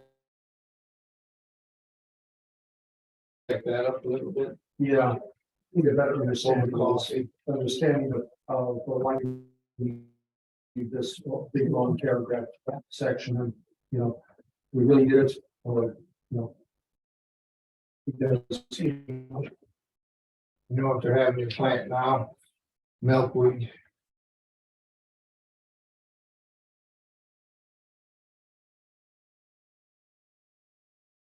They're having to The scorecard.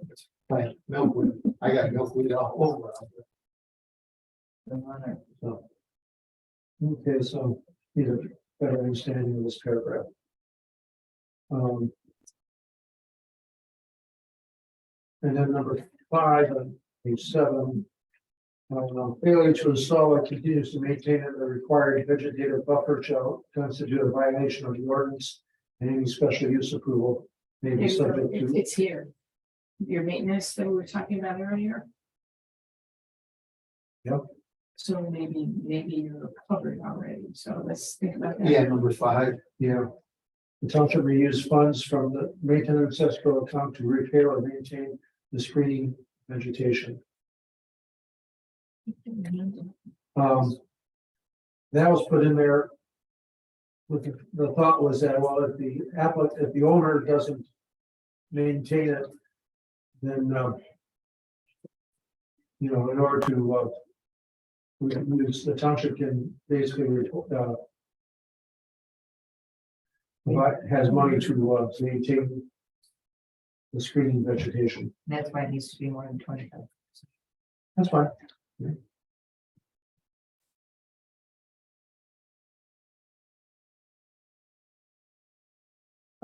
That'll take care of your dead trees and all that stuff right there. As you that escrow account is, you know, paid for by the owner, applicant, or developer. The owner of the project. So wait a minute, the escrow, and I'm sorry if I didn't catch that before, the escrow is not for the application, it's for. It's more than just for the application. Yes, I have a statement in on page 3 that the escrow account will be maintained and must continue to be replenished while the solar project is in operation. The township may draw from the escrow amount count to pay any costs incurred in enforcing the ordinance or special use agreement. All right, To cover all reasons. because often the escrow is really at time of application to cover any application review fees. Right. And then there's what sometimes is called, I believe, financial guarantee that's separate from the escrow. That's for the purpose of what we're talking about. We might want to talk to Marty about whether or not having those two separate notion and funds might be more advisable than just having the escrow in general. Right. Would you call it a financial guarantee? Yeah, I think that's the way we called it in other places.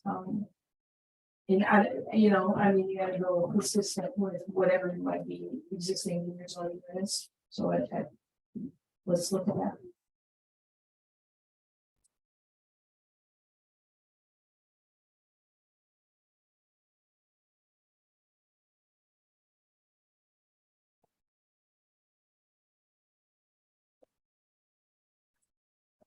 This next one, is- the noise one is a real.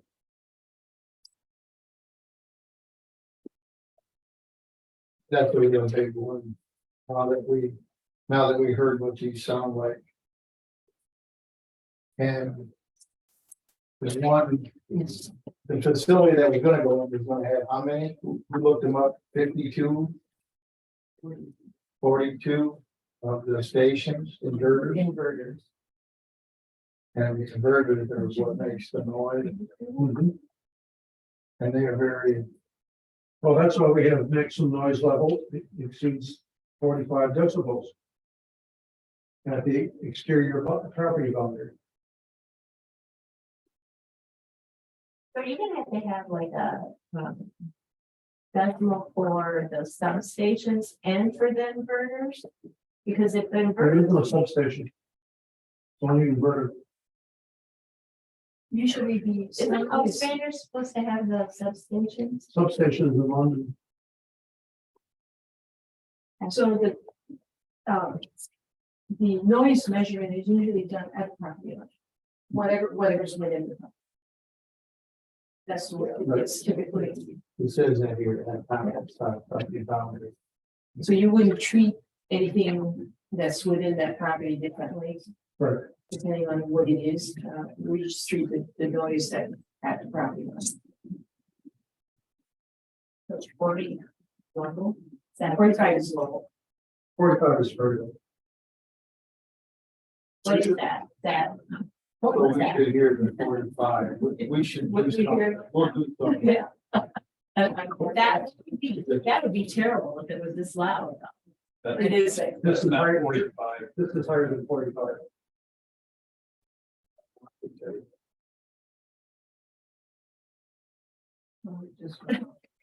Well, I can turn it. It's not. Well, do you want me to turn it back on? I can do that.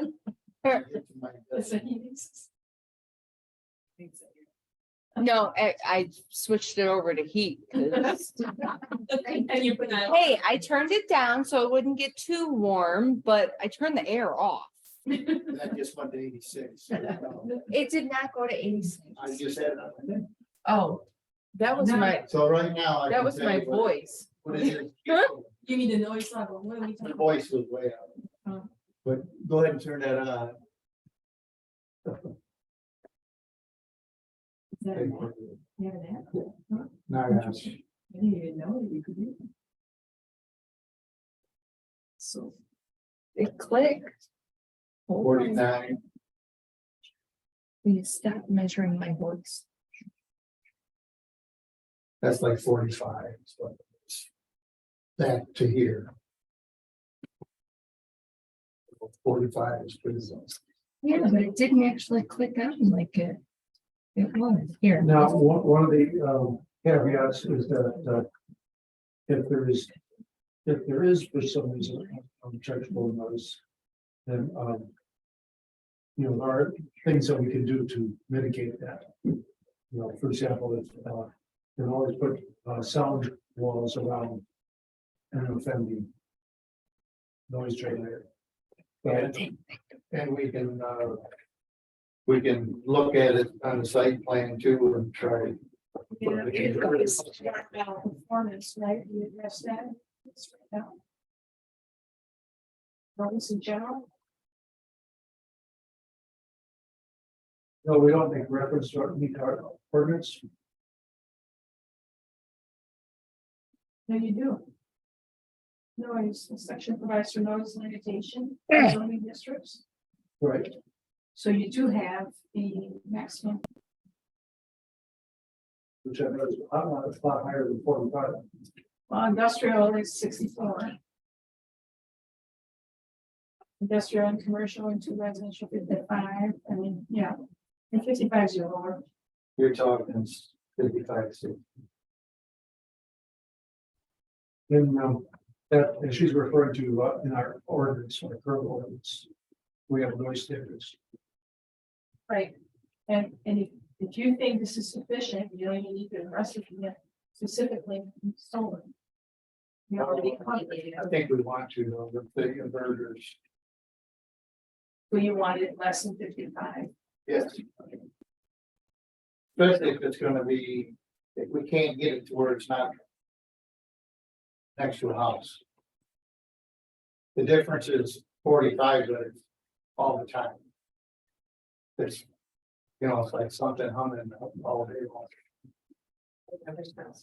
It's quiet, but if you're hearing it all day long, it'll drive you crazy. I'm half deaf, so I've got a criteria. They were very loud.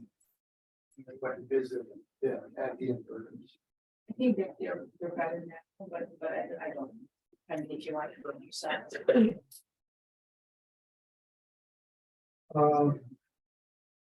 Then we have lighting paragraph. No solar farm shall produce glare as defined by this ordinance that causes impact on any adjacent lot or causes a danger or risk to motorists on the roadway. The applicant shall provide lighting and glare analysis to demonstrate compliance with this standard. You can remove the word environment, So what? remove the word environment, no solar environment.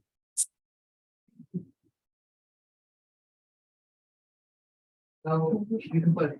Okay. Large solar, yeah, that's right. Okay.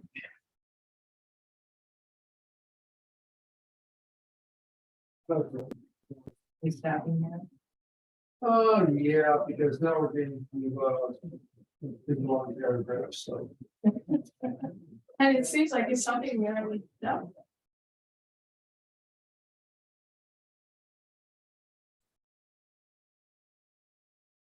And generally, I mean, I'm not in favor of replicating the language in other standards. I think it's better to just reproduce standards. Right. So what do you refer to? I mean, I'm just seeing in general, I haven't really read this completely, but for and our standards, this land, blah, blah, blah. It just seems like redundant. And besides which, if they change the standard, then it's better that you have more. Well, we'll talk about this in June. So I have a question. Sure. Was anyone interested in just meeting that second Tuesday in June to try and wrap this up? I don't know if we can wrap it up, but continue to work on it. Sure, we can do that. We can have a second meeting and something to our normal regular meeting. That's up to you now. That's fine. I'm, but this way, I'll be here. So you're saying the 13th is when? On June 6th, we're having a public hearing. Yeah. And now, then that begs the question on June 13th, which is our regularly scheduled meeting. Do we want to have that meeting also? And I have no problem with that. Well, I'm just throwing it out there. If other people, if everyone can be here, fine. If not. Pat? Question. He's good too. So, What? so Pat's good, I'm good, Lucy's good. I need your signature. I may not be good in the 6th, unfortunately. Oh, that's fine. Yeah. I understood that. You have conference on the 6th. Maybe not. The procedure is that the board member has to sign it.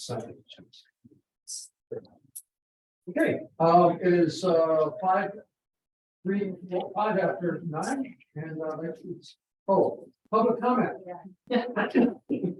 Anybody like, public comment is open. Anybody like to have a public comment?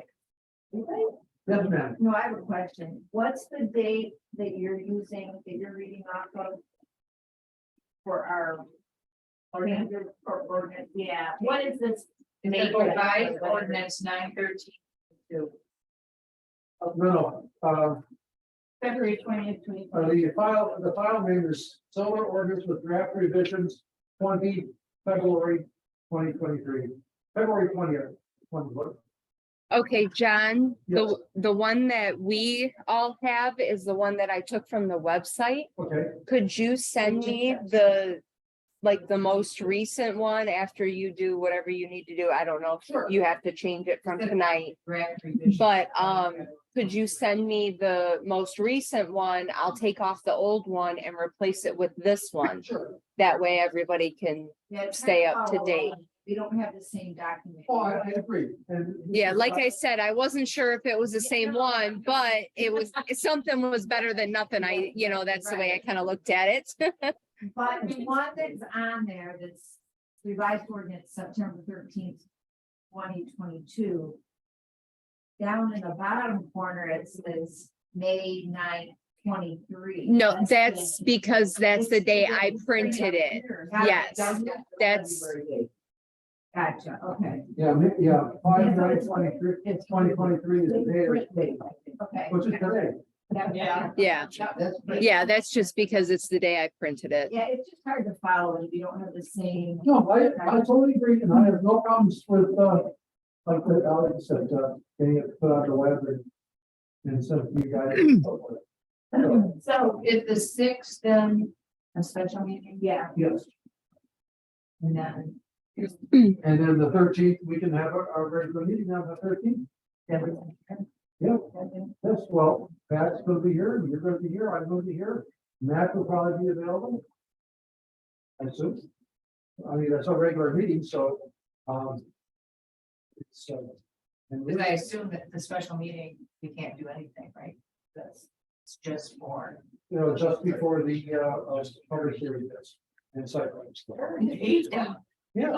Oh, I forgot, okay? Yes. Couple things, oh crap, where was it? I think it was here. Yeah, it was on page 5 under, Lucy had mentioned where it says the developer and township shall utilize the landscaping consultant services. And she had mentioned that the township really shouldn't, have their hands in it.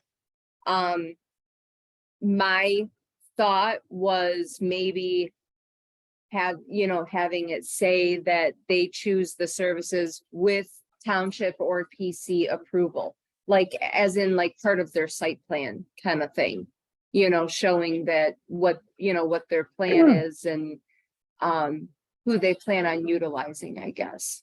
Is it, are you saying that if they could just say, okay, I want a tree every 25 feet versus what we want is every 5 feet, right?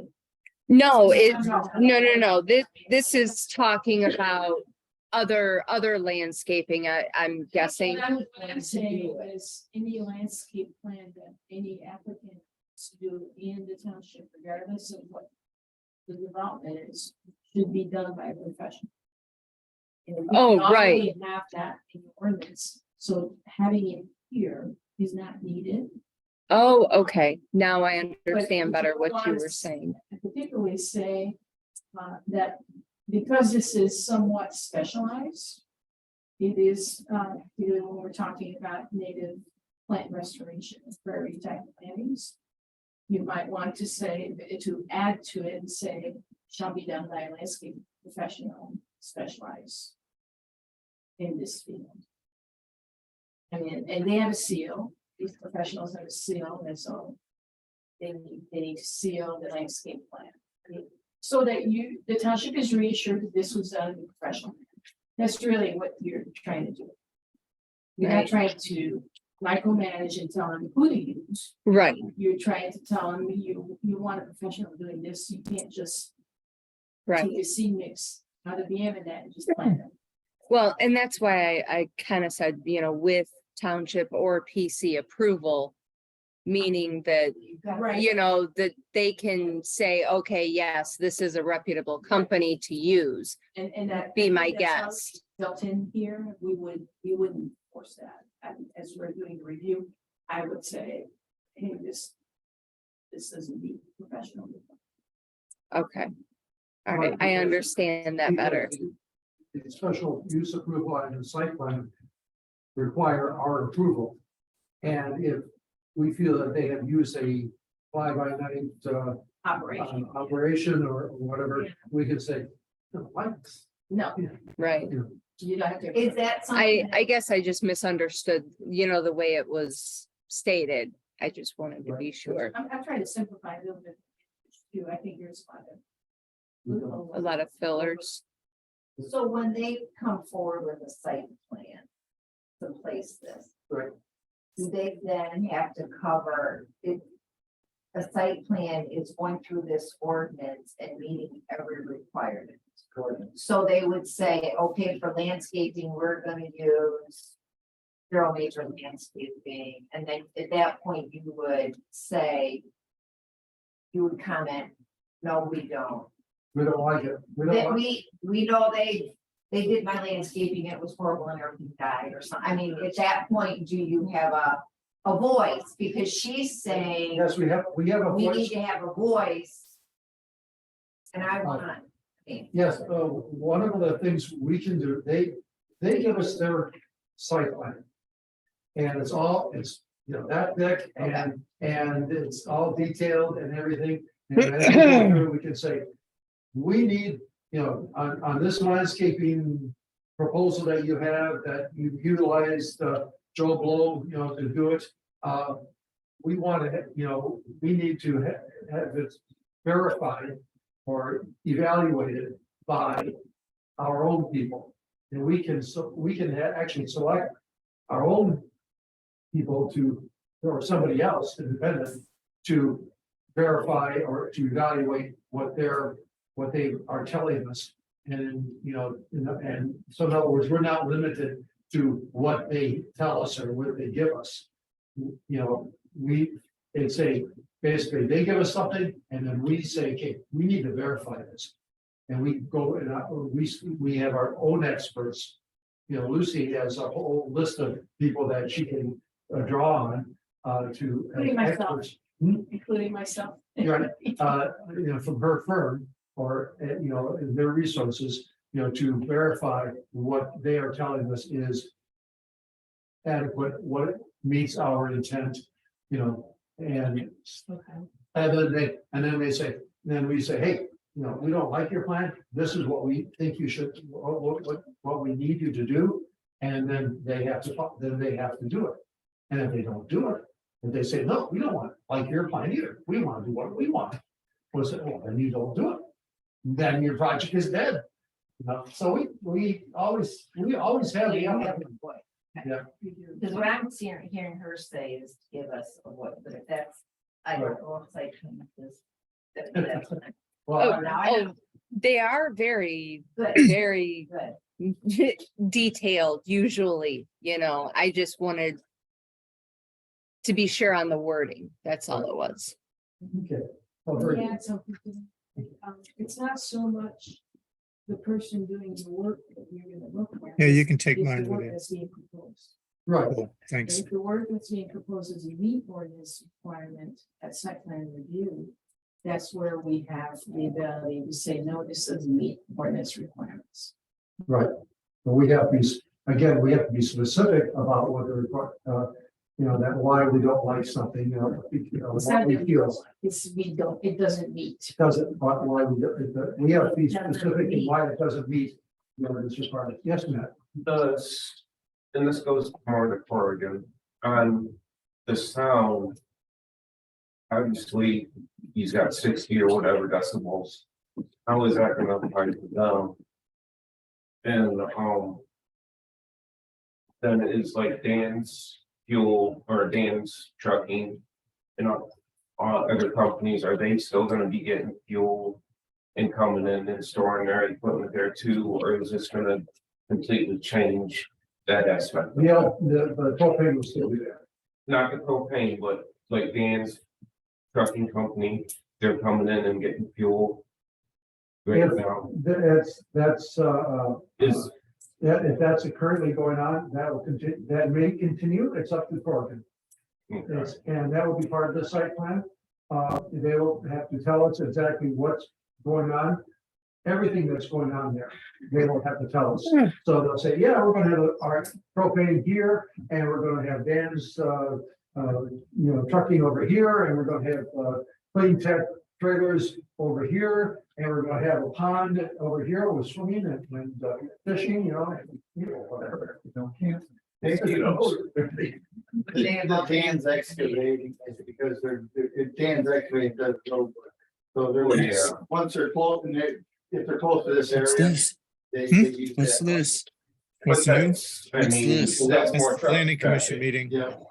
And that, consider. Oh, yeah, they're trying to, they're trying to Yeah, concerned figure out a way citizen to right kill there. solar 150 totally, trailers in there. even though they won't be Listen to able to. Getting a little more space, but.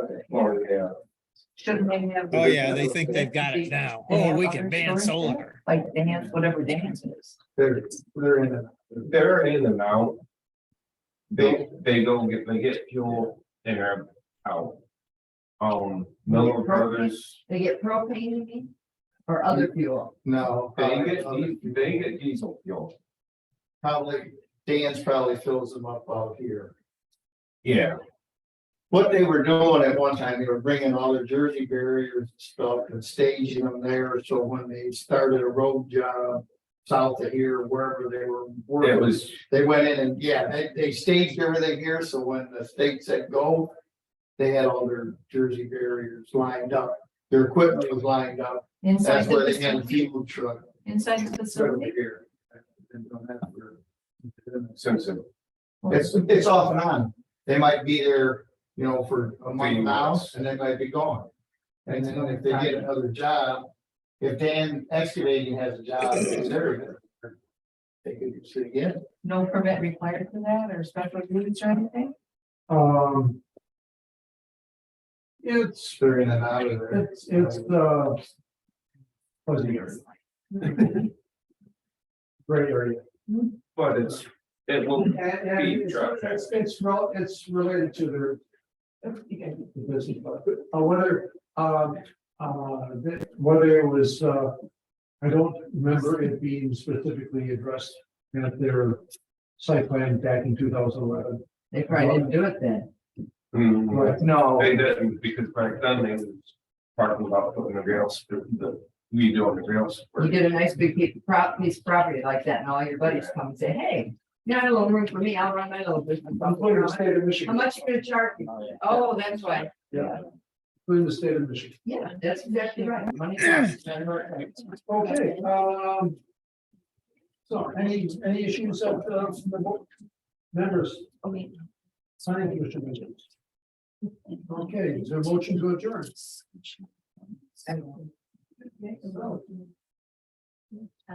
We're adjourned at 9.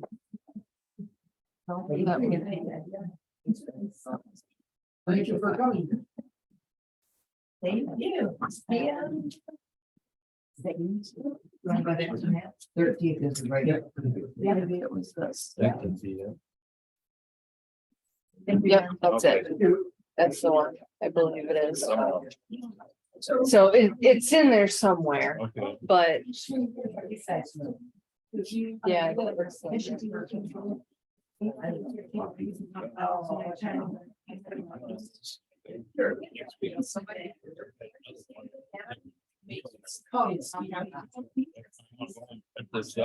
Well, here, I have an extra. Okay, I like to see. There you go. That's been fun. It's very irritating. One place and then she came out. And I Let's see. contacted the other individuals and they agreed with me that, so that's what. The 45%. No, Um,